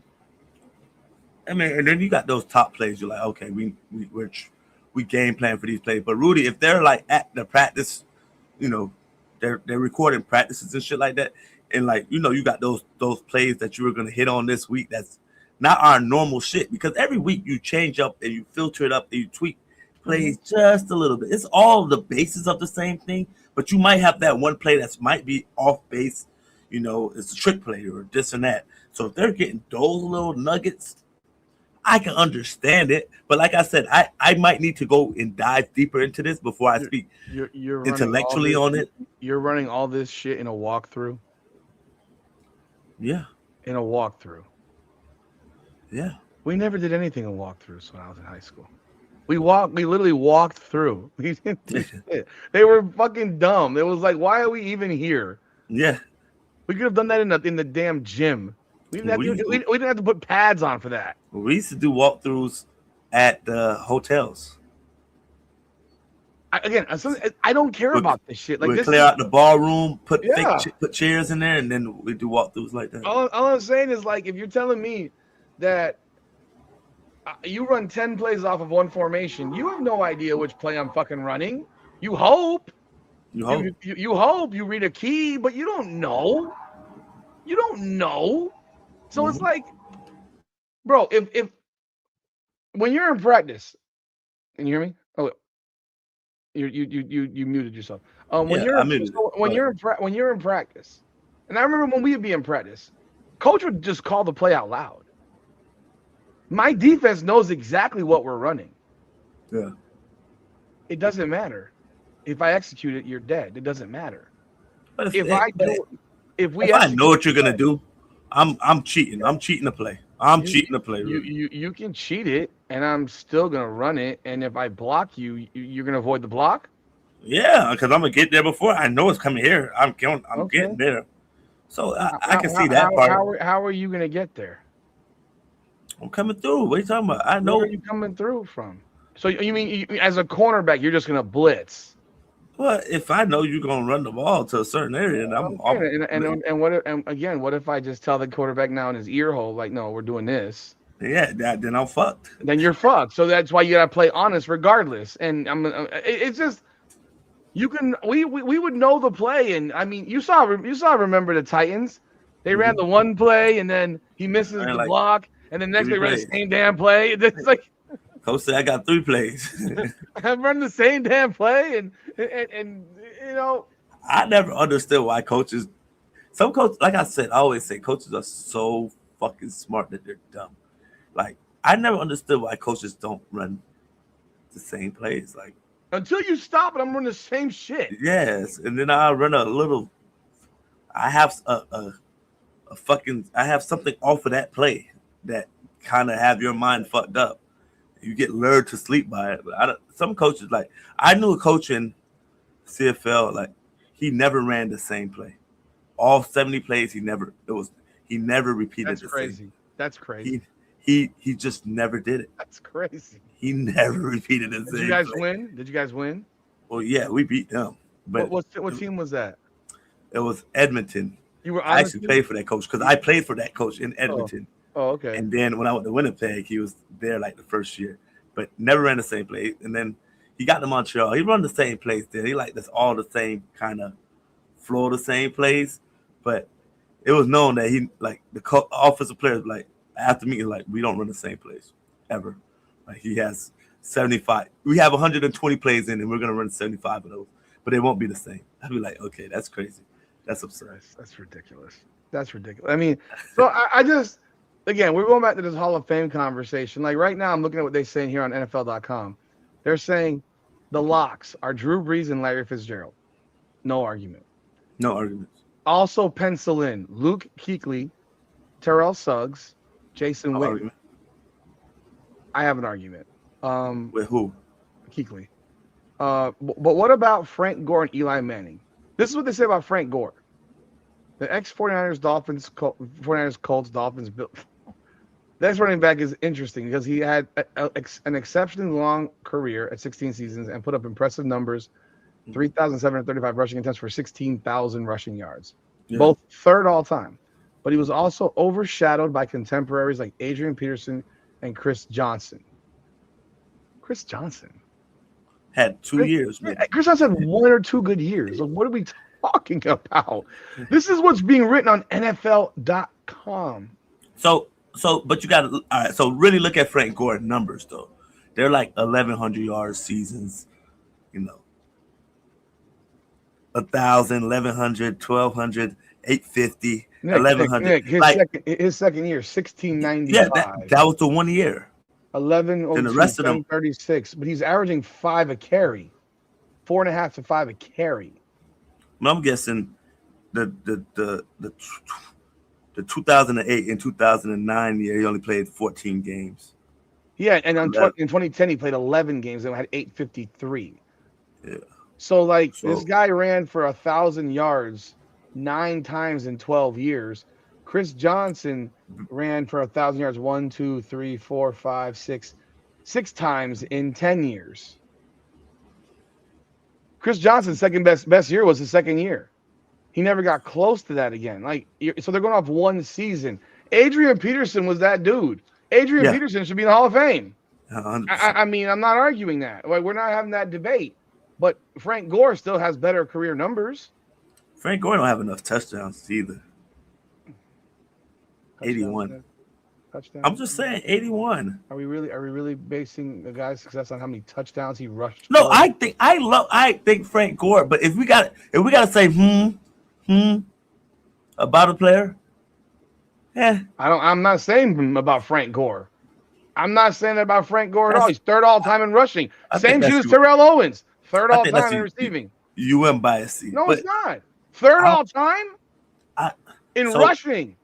I think everybody like. I think when you think of Frank Gore, you're like, that's a good back who lasted a long time. I don't think you're like, oh, that's an exquisite back. He's like top 10. I think you just think like he's a good back, solid, like really solid back. I don't think nobody like Frank Gore is. Oh, he was just so tremendous. He lit the league on fire, right?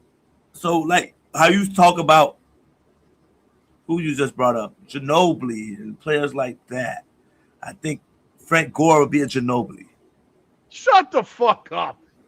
You're out of your fucking mind. You just compared a 13-3-3 to a guy who was a 9 times in 12 years 1,000-yard rusher. Third all time? Ginobili ain't third all time in shit. Ginobili. Oh man. But this is the thing. It's like Eli Manning. Like Eli Manning was a 500 quarterback. Mm-hmm. And threw a lot of interceptions. Hall of Famers. I'm going to read you the Hall of Famers by year. I'm not going 1963 because I'm not old enough. Last year, Eric Allen, Jared Allen, Antonio Gates, and Sterling Sharp. Eric Allen, Jared Allen, Antonio Gates, and Sterling Sharp. Okay. I love Sterling Sharp. He ain't play long enough. He didn't play long enough. He didn't play long enough. He didn't play long enough. Like there's a certain thing called longevity in sport that is required. If you can have Terrell Davis does not belong in the Hall of Fame. And that's why LeBron played James 7 is the years. GOAT, because of longevity. 04, Patrick Willis, Julius Pepper, Steve McMichael, Andre Johnson, Devin Hester, Randy Gradishar, Dwight Freeney. Okay, I don't know who the fuck Randy Gradishar is. No. Dwight Freeney, yes or no? Yes. Devin Hester, yes or no? No. Andre Johnson, yes or no? Yes. Steve McMichael, yes or no? He was on the Bears in the 80s.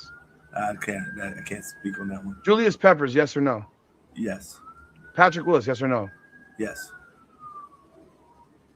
For me, Freeney, yes. Hester, no. And people from Miami will kill me for it. I don't believe that specialists go to the Hall of Fame. Yes. I don't care how good you were as a specialist. You were barely on the field. You were on the field 15 plays a game. I don't care how amazing it was. Hey, it was impactful and not a Hall of Famer. Flip field position. I get that. I get that argument. That you didn't play on offense enough. You didn't play 50 snaps. You didn't play 60 snaps a game. Sorry, no, you don't belong in the Hall of Fame. Andre Johnson, yes. McMichael, is 80s Bears. Peppers, yes. Patrick Willis, fuck no. Like 7 years, Nick. 8 years. I don't care how good he was in those 8 years. He didn't. So okay. So if Jordan retired after 8 years, no Hall of Fame? Potentially, no. You're crazy. Am I crazy? 8 years, Nick. He would have only had one ring. You said rings don't matter. He won his first championship in year 7 or 8. You said rings don't matter. Yes, and I would also say 8 years is not enough. How many points would Jordan have in 8 years? 13,000, 15,000, 16,000? Sterling Shepard, 1, 2, 3, 4, 5,000 yard season. Okay, no, Sterling Sharp was the best receiver when he was playing in the league. He was the best. No. Here, 18 touchdowns. Damn, last year finished. No, he was a beast. He got hurt. He had a neck issue. Yeah. 23, Rondé Barber. Rondé Barber. Yeah. Really? Yeah. I don't remember anything Rondé Barber did in the NFL. Rondé Barber was for the Bucks. I know. Don't remember nothing he did. I'm gonna say he's I don't know, one of those players that you just need on your team. 47 interceptions, 16 seasons. So he averaged three picks a year, and he had 14 touchdowns, 28 sacks, 5 Pro Bowls in 16 years. The sacks, because the sacks is big. 1.3 sacks a year. That's a corner with 28 sacks. That's a lot. 14 touchdowns, but I'm pretty sure it's a lot of fumbles. That's a lot of touchdowns. But yeah, that's impactful, man. He's in there. Rondé Barber did his thing. But he's only a Pro Bowler 5 times in 16 years. Goddamn. When you're a baseball Hall of Famer, you make the All-Star game like 75% of the time. Joe Klecko, Chuck Howley, Don Coryell. I remember Joe Klecko played with Mark Gastineau. Darrell Revis, yes. Ken Riley, no idea. Joe Thomas, that was the left tackle for the Browns. For the Browns. Zach Thomas. It took Zach Thomas forever, and I thought Zach Thomas was a surefire Hall of Famer. He was one of the top 3 linebackers in the NFL when he played. Lead the league in tackles every year. He was, and yet it took him forever to get in the Hall of Fame. DeMarcus Ware. Looking at his numbers, yes. I want to say yes. Over 100 sacks, right? 138 sacks, 12 seasons, 9 Pro Bowls. Yeah. And he got a championship in with the Broncos. Okay, let's continue. Bryant Young. Is that the D tackle for San Francisco 49ers in the 90s? Yeah. Okay.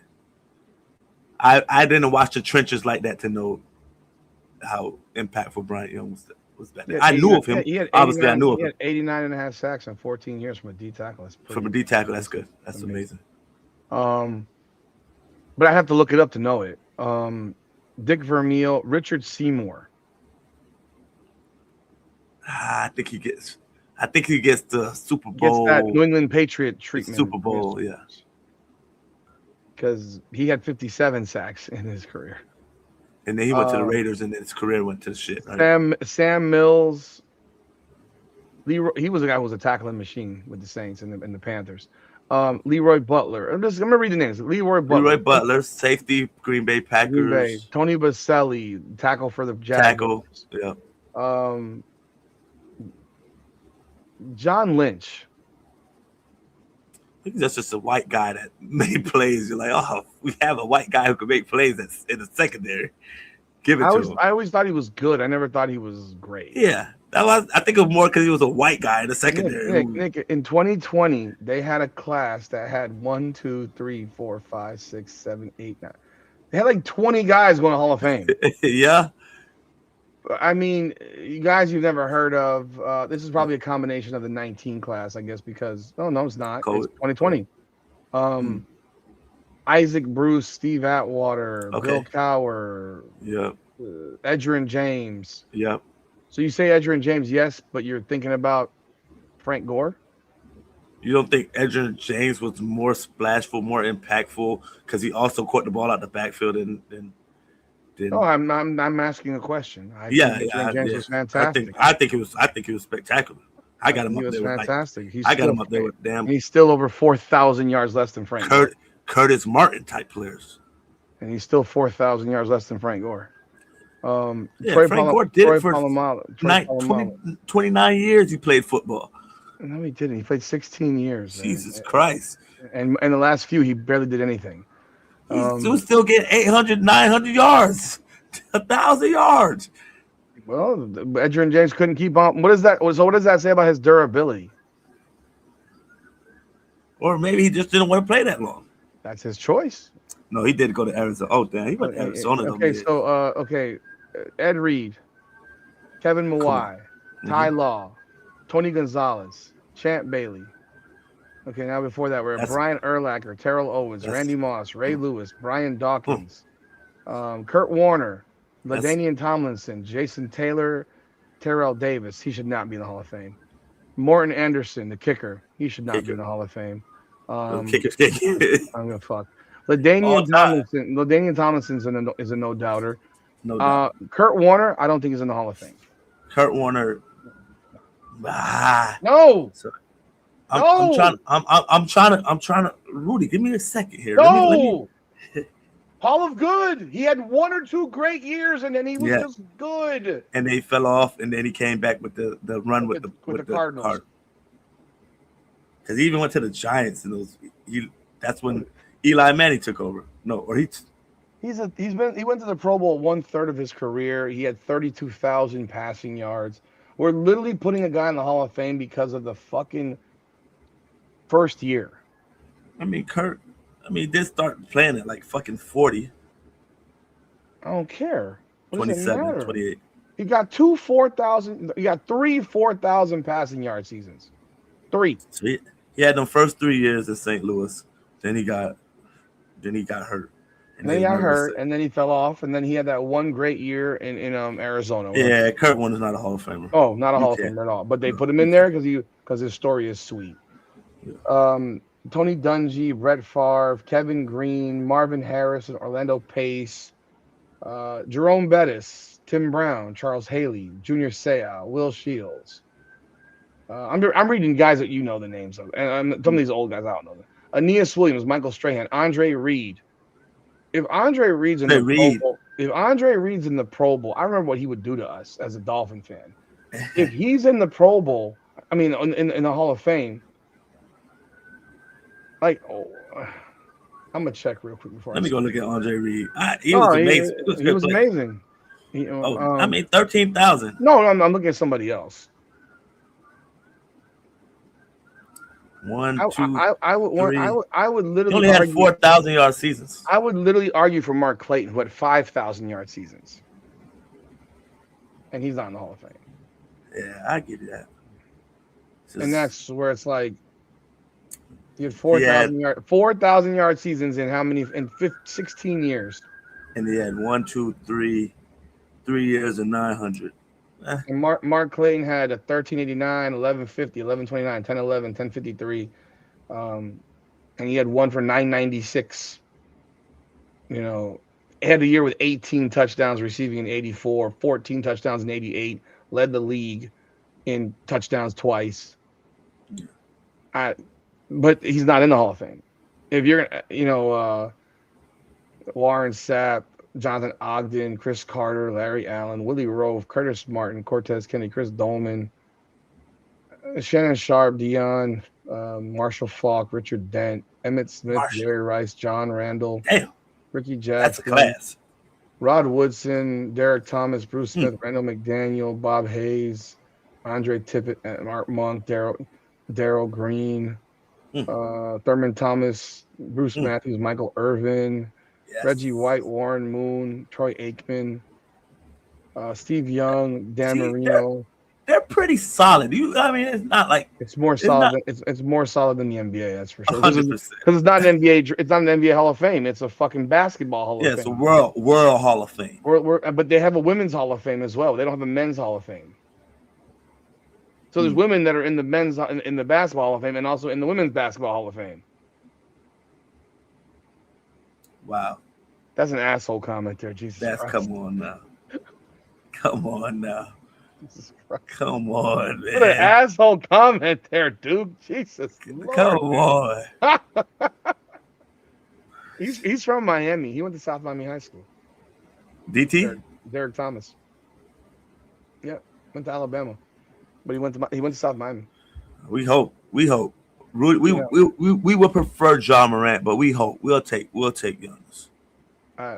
Yeah. So yeah, football's not as bad. But we have lowered standards in everything to make everybody happy. The basketball one, where I got the top scorer of all time in European basketball or Brazilian basketball, Oscar Schmidt. Like, that's like having a AAA baseball player in the Hall of Fame. What are we talking about? The whole thing's a joke. But the thing with Bill Belichick, it's like I can dislike somebody a lot, and I can still acknowledge what they are. And anybody who voted against him doesn't deserve to have a vote. They don't deserve a vote. I wouldn't know. And you know what? If you did it, your name needs to be exposed. Like, everyone's vote should be public. Everybody's vote. If you cannot have personal beef, and because Bill Belichick was mean to you in a press conference. Yeah, that I don't want to hear that one. Now, if you think that the cheating, if you think that they crossed the line with that, Nick, Rudy, I'm just saying, if you personally feel like they cheated and they crossed the line, that means that same person's gonna keep Tom Brady out of the Hall of Fame. You have to then throw your Hall of Fame in the trash can. You have to. You're gonna keep so Tom Brady will not be unanimous Hall of Famer. I heard somebody say if Tom Brady gets it, he's gonna hold down and not go in to say fuck you to Hall of Fame. I think everybody who gets inducted should say fuck you to the Hall of Fame this year. As a unification of, like, this is not right. Like, you have to. This is not right. This is personal feelings. These are personal feelings. This is not. This is personal. This is not sport. I mean, the only argument you could give me that I might listen to is that you say, well, we all know who really won those Super Bowls. Tom Brady did, because he went to Tampa and then won immediately thereafter. That would be your only conversation to me. And even that's not enough. And even that's not enough.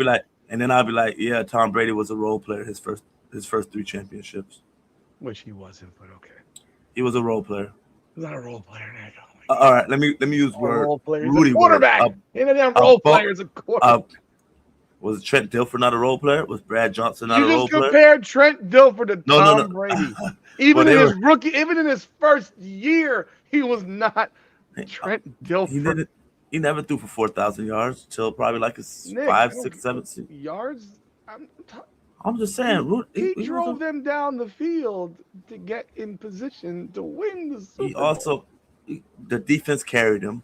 Bill Belichick defense carried him the first 3 Super Bowls. Okay, and if he drove, Bill Belichick defense they scored 30 in the second one, Nick. The Bill Belichick defense, they won 32-29. Great defense.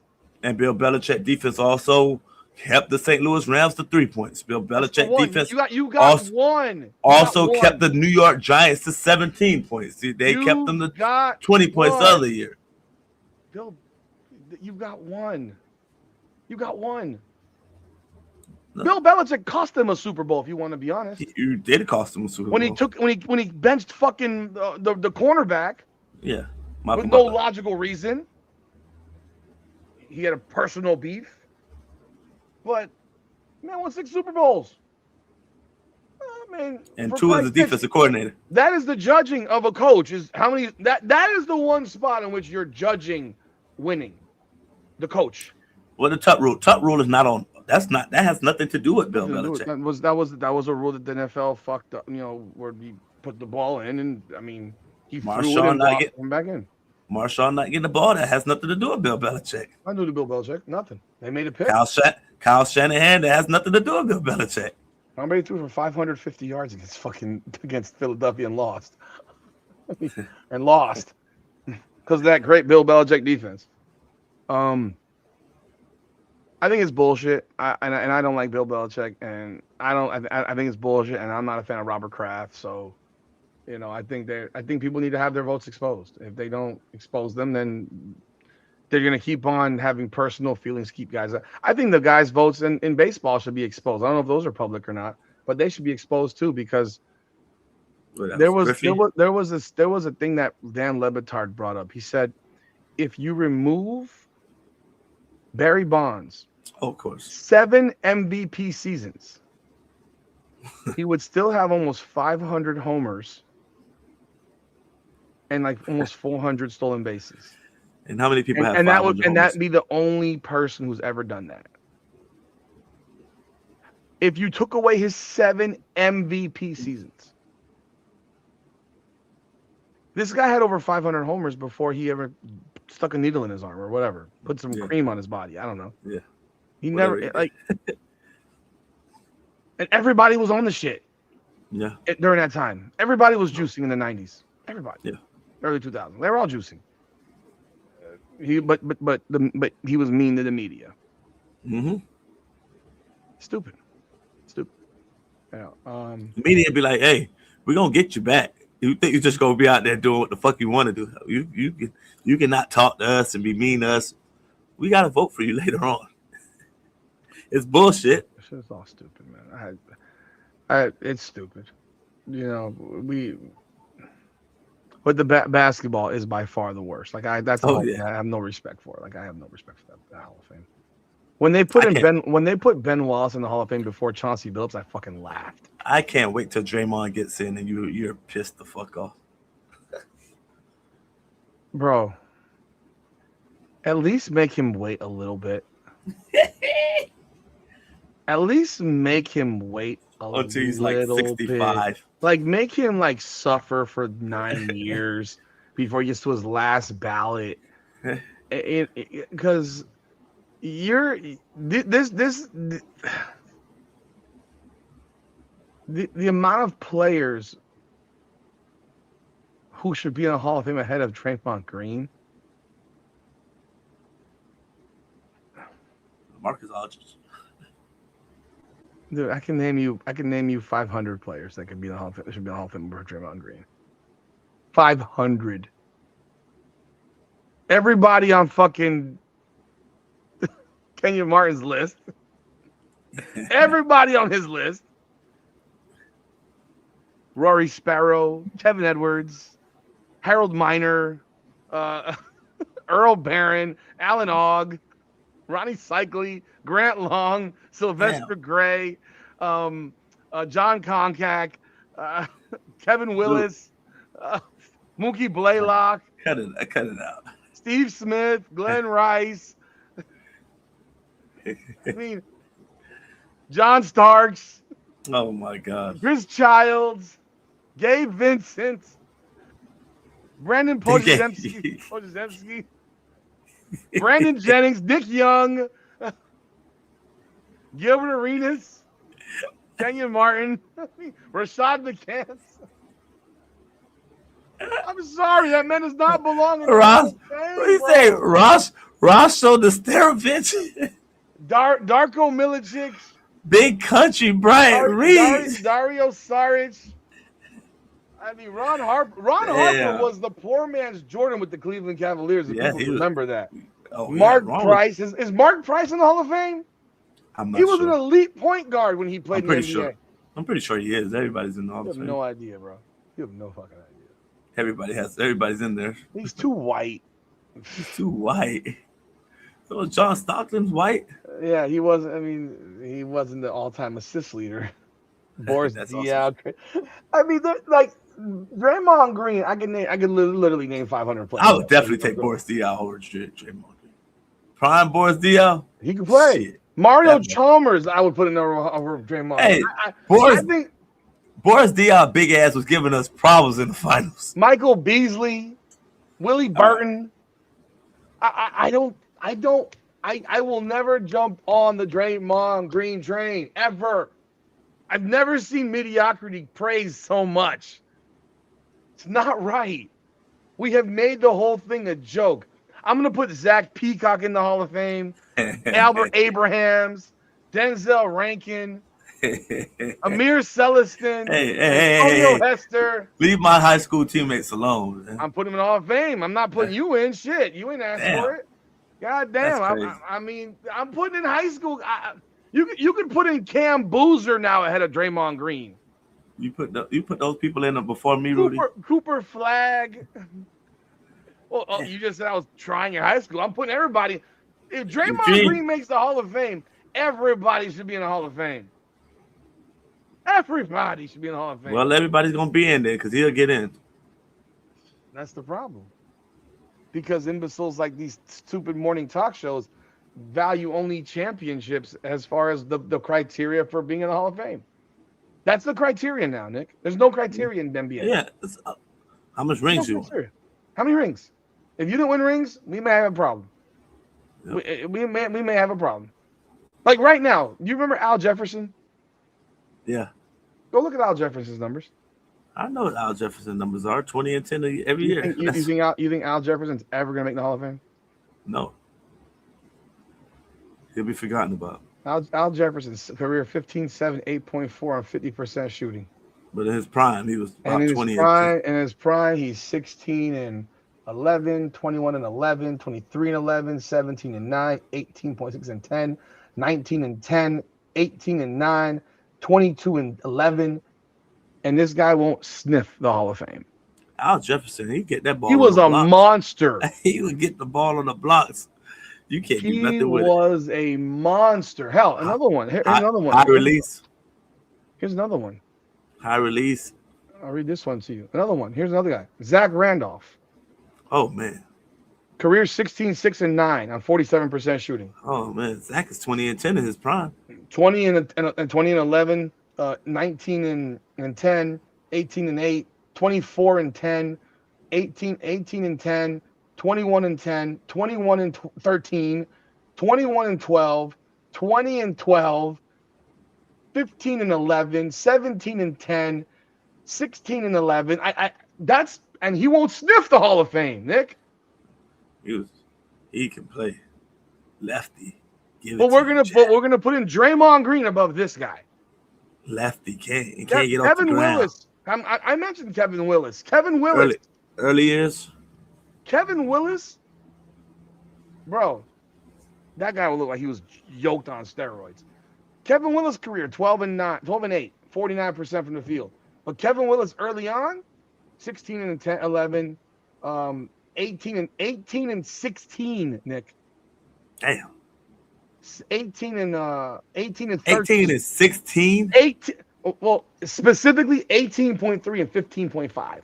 Okay. Damn. 17.9 and 12.9, 19.1 and 12.0, 17.2 and a 10.9, 21 points. Well, okay, that one's no good because that was 2 games. Traded. That year, well, he got traded to Miami. That year was 17.2 and 11. To Miami, he played for Miami for a little bit. This guy was a double wrecking machine. He played 21 years in the NBA. Yeah, so his numbers faltered. So his numbers fell over the last 8 years. Vince But Carter in his shit. prime, this guy was an 18-11 dude. Not in the Hall of Fame. Never gonna be there. But we're gonna put Draymond Green. Draymond Green. Draymond Green, who is a career 8.4 and 5.7 and 5.2. That's his career. That's this year. Oh, 8.7, 6.9, and 5.6 on 44.8% shooting, and has 4 double-digit scoring seasons. 4. 10.2, 11.0, 11.7, and 14. 4 championships, baby. The architect of the Golden State Warriors championships, Draymond. Well, then Udonis Haslam should be in the Hall of Fame. Because he was bodyguarding LeBron when they went out. Udonis Haslam should be in the Hall of Fame. I'm not even joking. Udonis Haslam's career 7.5, 6.6, 49% shooting. Why not? And in his prime, he has 4 double-digit scoring seasons. Why not? And he won 3 rings? Yeah. What's the difference between him and Draymond Green? What's the difference? Nothing. There's no difference. All right, man. I got nothing left, man. I hope everyone has a good night, man. Appreciate everyone jumping on board. Super Bowl next week. We got trades. What's your pick for the Super Bowl? Patriots 24-20. Who's the MVP? Drake, man. Always give quarterbacks some shit. Seattle 34-17. The MVP is Sam Darnold, and someone we know is gonna jump off a building. Oh man, you should watch. You should watch the game with him. He probably will be there. I'm pretty sure. Oh, he's not. He's gonna be in fucking hibernation, sick to his stomach. Oh Sick man, to his stomach. oh my gosh. And he'll celebrate JJ McCarthy. Oh Lord have mercy. Oh, what do you think of Miami picking up Darian Mensah and Cooper Barkett? I haven't watched. I'm gonna go back and watch Mensah games. I didn't care for Duke, but it's not. He's nice. He's really good. He's nice. Yeah. Oh, Trinidad Chambliss denies the appeal, so he's gonna fucking. He's already suing them. So you gotta go to the draft. No, he's suing them. They filing it. Okay, they denied his appeal. Like, there's no logic in these denials of appeals, by the way. I mean, like, the logic of the NCAA for this stuff is ridiculous. Monterey gets an 8th year. Yeah, Trinidad Chambliss can't get a 6th. Yeah. I mean, you got guys getting a 7th. You got another guy who's being faulted for playing lacrosse, who played lacrosse and now can't get a 5th year in football. I'm waiting on them to let me know if I got one more year. The waiver, which was denied by NCAA, for medical red shirt. So the NCAA decision to deny the appeal, which was generally expected, does not mean his eligibility fight is over. He's filing an injunction to the state court of Mississippi. They'll grant it. It's in Why would I get a prenup from Plum? She's about to be making $400,000 a year. She'll be in the top shelf of me. She'll be making $1 million. Oh shit! What you think? Why would I get a prenup?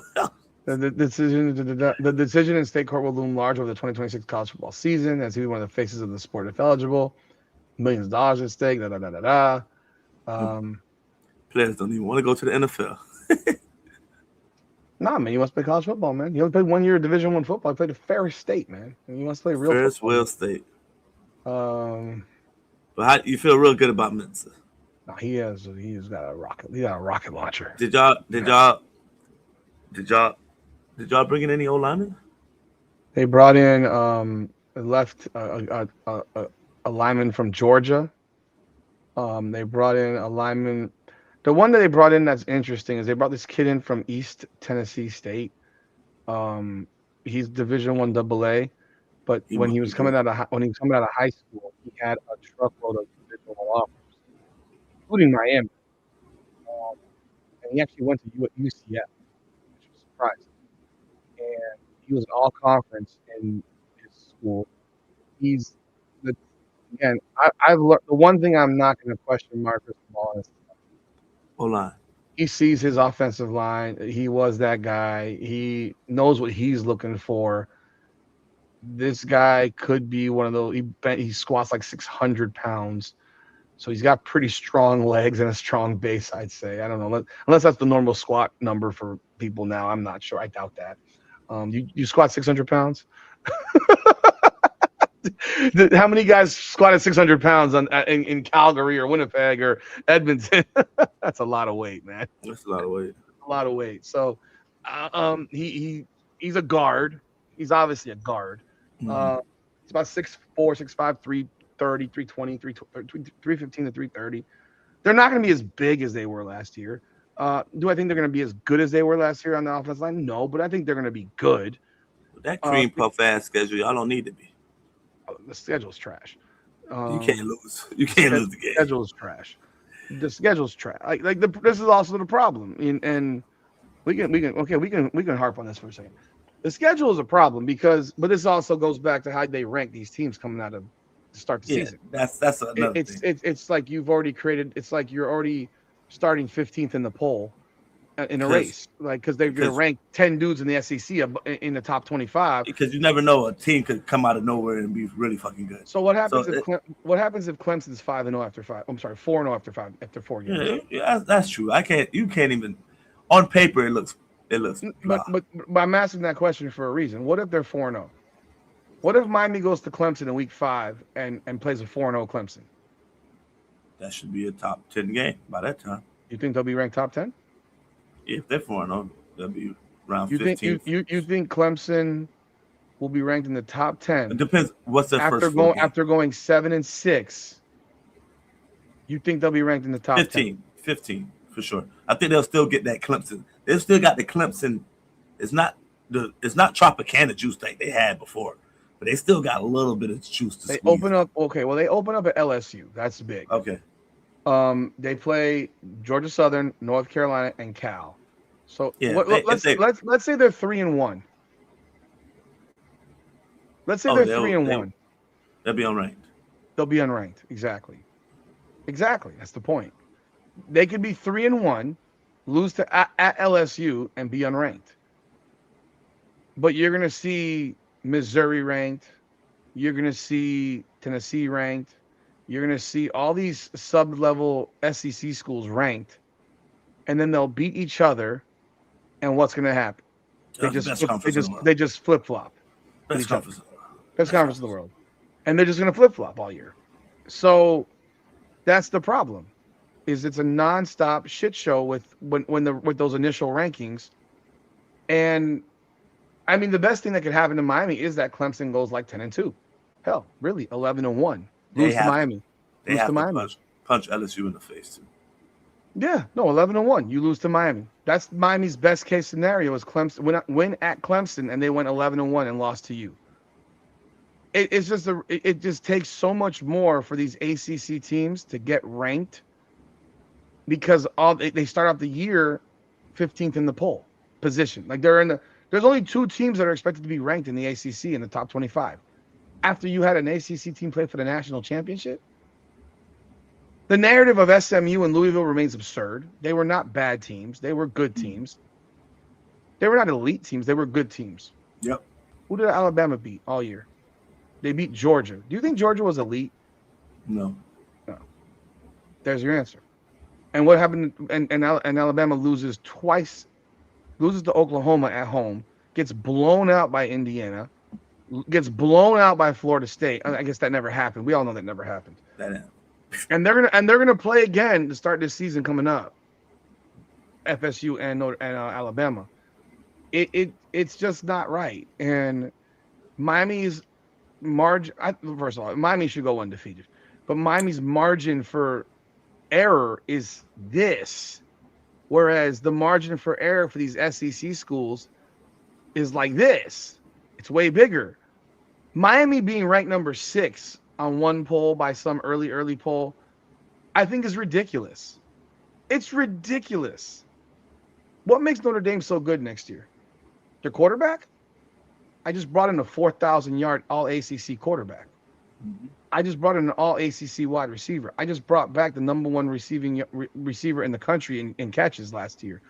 I'm bringing back a defense that is loaded in the secondary. I added Omar Thornton out of fucking Boston College, who's an all-conference defensive back. I have five-star defensive linemen plus Ahmad Moten. I brought in the leading sack guy from the SEC, or one of the top sack guys in the SEC, from Damon Wilson the second. I brought in this kid out of Nebraska who's a top-shelf defensive tackle, Keanu Davis. I've got multiple five-star dudes that are coming back from last year's team.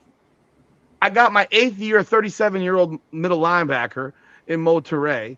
I'm that defense is going to be better next year than it was this year. It's going to be better this year in 2026. They're going to be better. And it sounds crazy, but they're going to be better. Mm-hmm. Bryce Fitzgerald will be a Thorpe Award winner probably as a junior. He's awesome. Yeah. That kid had 6 interceptions and 16 tackles, Nick. That's good. He had 16 tackles, but he had 6 interceptions. I wish I had them. That's like playmaker shit. Like, and he was a true freshman. Mm-hmm. Miami should be ranked in the top 3. They went to the national championship. They brought in a damn quarterback who threw 34 touchdowns and 6 picks and took Duke to the ACC title. They were 9-5 or whatever it was. You know Duke's defense gave up 424 yards a game? God damn. And 29.2 points. They were one of the worst defenses in America.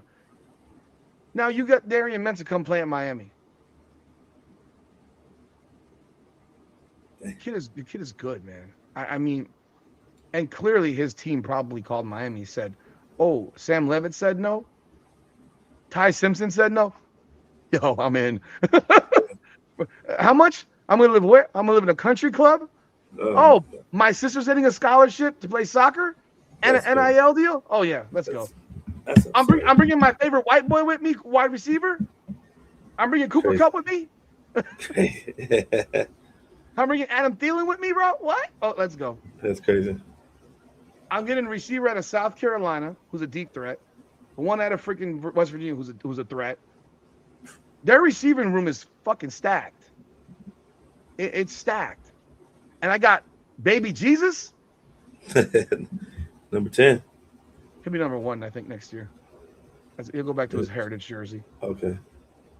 I think he will. I hope not, because I paid for number 10 jersey, so you know. But it's crazy, bro. It's messy to me, and they keep doing this shit. They keep kept the thing at 12. They kept the playoff at 12 teams. Notre Dame has a guaranteed entrance if they're top 12. If Notre Dame loses to BYU, Miami will knock them motherfuckers out of the playoffs. I can't wait. Yeah. They can't lose more than 1 game. Notre Dame cannot lose more than 1 game. That loss has to be mine. I think Miami's going to go up to Notre Dame and knock them upside their fucking heads.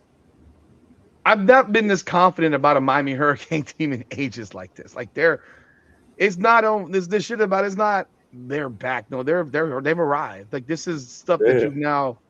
Yeah. They're here. They're built now. It's just continued building. Yes. Now it's just keep it rolling. Rinse and repeat type shit. You know, because now the money's there. The money train ain't stopping. The money train ain't gonna stop. Mario's gonna get an extension. Yeah, sure. Have you ever played with a first-year defensive coordinator? Or at least first year on your team? Trying to think. No, not Ottawa. Where I went after that. Edmonton. No, not me. Would you think that your second year under a defensive coordinator would be better than your first year? Hell yeah. I know everything. When I got back to Winnipeg, my first year, because I got there half the year, and that's when I learned how to play football. Well, learn how to study and all that shit. But my second year, I knew how to matriculate things. My third year, oh my gosh. I could joystick everybody. Hey, I need you here. Hey, I know the cover say do this and that. Hey, Hey, hold my slant down, my slant window down. You ain't got nothing, no obligations on this play. Hold me down right here, so I ain't got to jump that. Oh, hey, don't worry about that route. I'm gonna come and do this. Da da da da da. I could do all that stuff because I knew what everybody's job was. So you have a coordinator who was in his first year last year, this past year, took over a defense that was horrific. He cleaned up the shit, and now he gets to play with his toys. Yeah. Now the guys that are coming back, which is a lot of dudes, know what he wants. Now he can really get to work. Yeah, when you come into camp, you don't start up from ground zero. You start already, like, you're already in the building. Like, you don't have to, like, you already have a ground. You already have a foundation.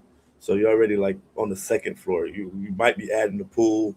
You might be adding a little shed in the back, gardening. Like, you're already at that level because you already have your foundation. I mean, Miami's got, off of the team last year, you got Justin Scott, Marquise Lightfoot, Hayden Lowe, who didn't play this year because he got hurt in camp. All these dudes are 5-star defensive linemen. You got there's a fifth, Armando Blunt, 5-star defensive lineman. You're bringing in Damon Wilson the second from Missouri, 5-star guy. But you got 4 dudes who are just with you, and then you got Ahmad Moten who was with you already. You're loaded at defensive line. You brought your middle linebacker back, like this guy who thumps everybody. Yep. You got Fitzgerald back, who's a freshman. You got Damari Brown, OJ Frederic. You get the guys that got smoked this year. I mean, Ethan O'Connor comes back. You got who's the other one? You got Dylan Day returning. You got Omar. Then you got this Omar Thornton dude coming in, who's an experienced guy. But you got all these guys that are returning, who were part of a team that went to a national championship. Yeah, like they taste it. Yeah, they're gonna be really good. All right, You know, Rudy, I got one. Yeah, Oh, go ahead. yeah, go ahead. Go ahead. No. Now I was gonna say I got one quick thing before we get off.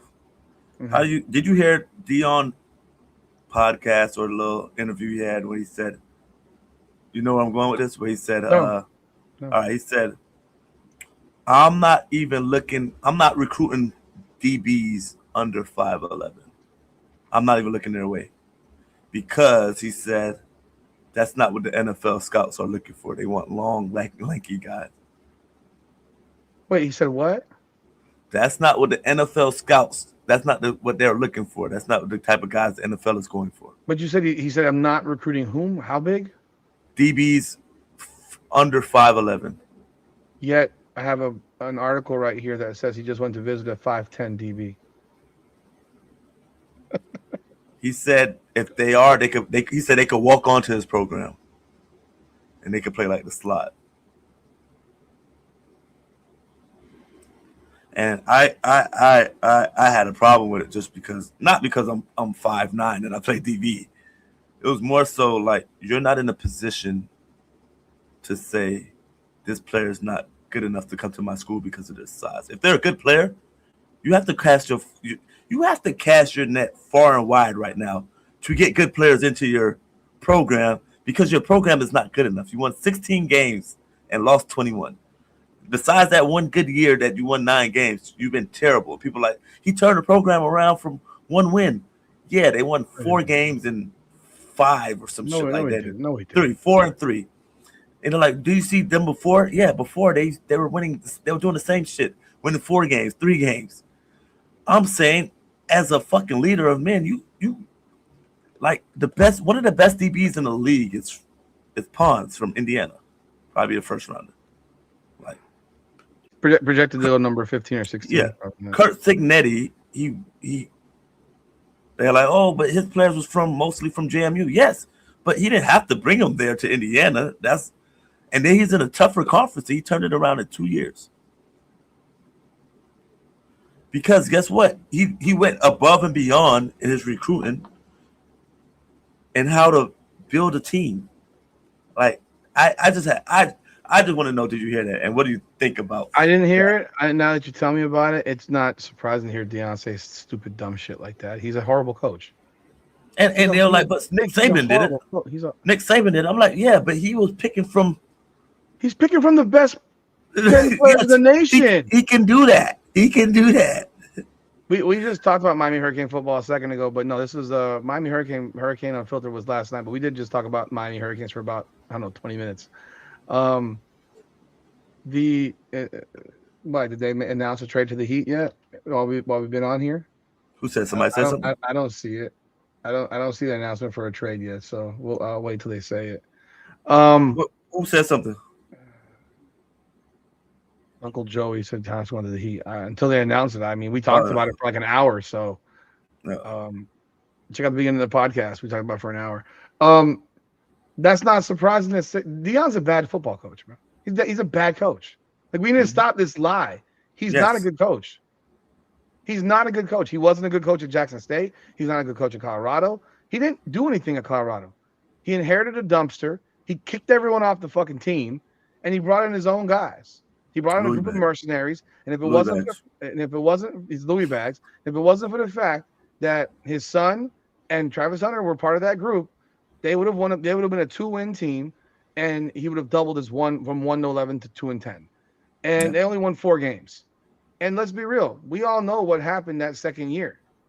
You got lucky as fuck against Baylor, which kind of changed their season outlook. And realistically, they still didn't beat anybody that was good. They lost to the only good teams they played. They went 9-4. They got beat by 20 by BYU in a bowl game. Yeah. And the guy and realistically, his offensive line's been terrible. He just lost his best offensive lineman, who I've heard in different reports was late to everything, did not care. Was better. Jordan Seaton was better than everybody else. Didn't follow any rules. You know what? That's your fault, Deion. That's your fault.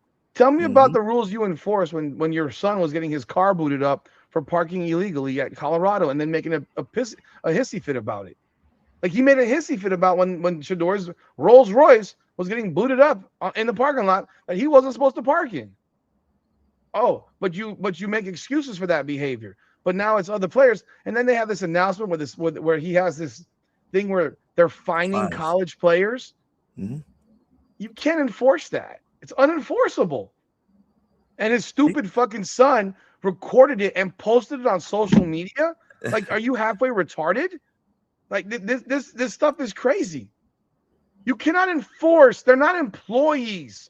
No matter how much you want to make them employees, huh? They're employees, Rudy. They're not. They're not. Those are NIL deals. They're not fucking employment contracts. The legal. You cannot enforce. So if I'm the third string who make no money, left guard who makes no money, I'm being fined $500 because I was late to a meeting. Suck my fucking dick. I'll run gassers. Like, that's the punishment. I'm not. How am I paying fines? I'm not an employee. So when you fuck up on a game, do you pay a fine? When you don't call a timeout properly in a game, do you pay a fine, Deion? He's a horrendous coach. I always thought he was a horrendous coach. He's not a leader of men. He's a friend at times. He holds people to different standards. He has this guy get this treatment. And look, you treat everyone differently. Yeah, everybody does it. But you don't treat them differently to where it's so goddamn noticeable. Yeah. Because then you lose your fucking room. The guy's a horrendous coach, Nick. Horrendous. Not good. What was the record this year? 4-8? Yeah, not a good coach. And now you don't have and in a very low level P4 conference. And it also shows how bad BYU was because they almost beat BYU. The fact that he would say that, look, in theory, yeah, I would rather not have 5'9" cornerbacks. Of course, that sounds great. But you got the Rondé Barbers, you got the Brent Grimes, you got the Asante Samuels, you got the Brandon Harrison, you got players like that. It's stupid to sit here and say you're not going to recruit. He says, "Motherfucker, you don't recruit anyhow. You recruit transfers. You don't even recruit them. You keep saying I'm not hard to find. Well, I'm not coming to you. Well, that's part of why you're going to continue to suck. Yeah." Like, you're going to continue to suck, and I'm hoping within 2 years he gets fired because the novelty's worn out. The novelty's gone. The Deion novelty Are Stephen A. Smith and Shannon Sharp going to his football games anymore? No. Are the superstars going to the football games anymore? No. Because the reason they went there was for the Shador Travis Hunter stuff. They didn't. They're not going there to watch whoever played quarterback for them last year. No. Like what? Now, The hype died down. Now you got me going. So now I'm sorry. Now I gotta look shit up. No. We'll let it go. I gotta look. I want to look this up now. They were 1-8 in the conference. 1-8. They were 3-9. They were 1-8 in their conference. Mm-hmm. They beat their wins Delaware, Wyoming, and Iowa State. How they beat Iowa State, I have absolutely no idea. They should have gone 0-9 in conference. Iowa State dropped the ball big time there. But let's take a look real quick. They had, I want to see what it was by mid-season.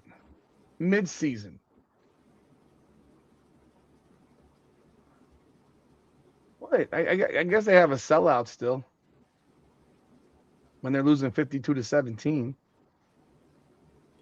No, Jonathan Kuminga and Buddy Hield to Atlanta Hawks. They lost their last 5 games: 53-7, 52-17, 29-22, 42-17, and 24-14. Bro, you better recruit whoever you can get. You better get whoever you can get, because that shit is ridiculous. Give me a break. But it's not shocking. It's not shocking. I mean, are you surprised that Dion would say some dumb shit? No, I'm not. I'm not surprised. Like, all right. I got nothing left. Like, last thing. We're done. We're done after this. But Jonathan Kuminga and where is that posted? Because like the ESPN is really late on everything. Jonathan Kuminga and Buddy Hield to the Atlanta Hawks for Kristaps Porzingis. Why? They're trying to dump. I didn't even know Porzingis was on the Hawks. Why? Go ahead. What was the last thing? That's it. I thought you had one last thing after that. You just said. No, that was it. That was just the last thing. I'm not surprised. I didn't know that, but yeah, there's a reason that Dion's not respected amongst coaching peers. Oh, and by the way, Curt Cignetti won a national championship in 2 years. Yeah. He took over the losingest program in the history of college football. In a tougher conference. In a much tougher conference. And he won with a bunch of dudes. He won with a bunch of coach backs from James Madison. James Madison. That's why people are like, oh, we brought people from. I'm like, they're from James. They're all from JMU. They're all JMU older guys. They didn't bring it. He didn't bring in people from fucking Alabama. Brought in a bunch of guys from JMU. He brought JMU dudes who were older guys who were in his system, who when they were in high school were 2-star dudes, and he made them into 4-star guys in college. And they're also 23, 24, and 25 years old. Yep. And I ain't faulting them. That's the game. That's the rules that are there. So you better figure out how to fucking play the game. If you don't, that's your fault. Whose fault is that? So, all right, folks, man, we're done, man. Y'all have a great night, man. Hit the like button, subscribe to the channel, ring that bell, man. Share the word, man. We want to get bigger crowds up here. We appreciate y'all jumping on board, but help us get bigger crowds up here. I don't know what else to put in the damn titling to make more people show up at this point, but we're gonna keep trudging through, man, and doing this every week. Wednesday at 9. I am looking at expanding the Hurricanes Unfiltered content beyond Monday night at 9 p.m. live, and probably doing 3 lives a week. Just gotta figure out what time to do them, because I don't have much time in my day. And most people aren't awake at 4:00 in the morning to do them with me. So, I'll figure it out, but y'all appreciate y'all. Y'all have a great night. It's the big show. Facts We're Feeling is powered by Come On Now, the podcast. Come on now. I'll be good.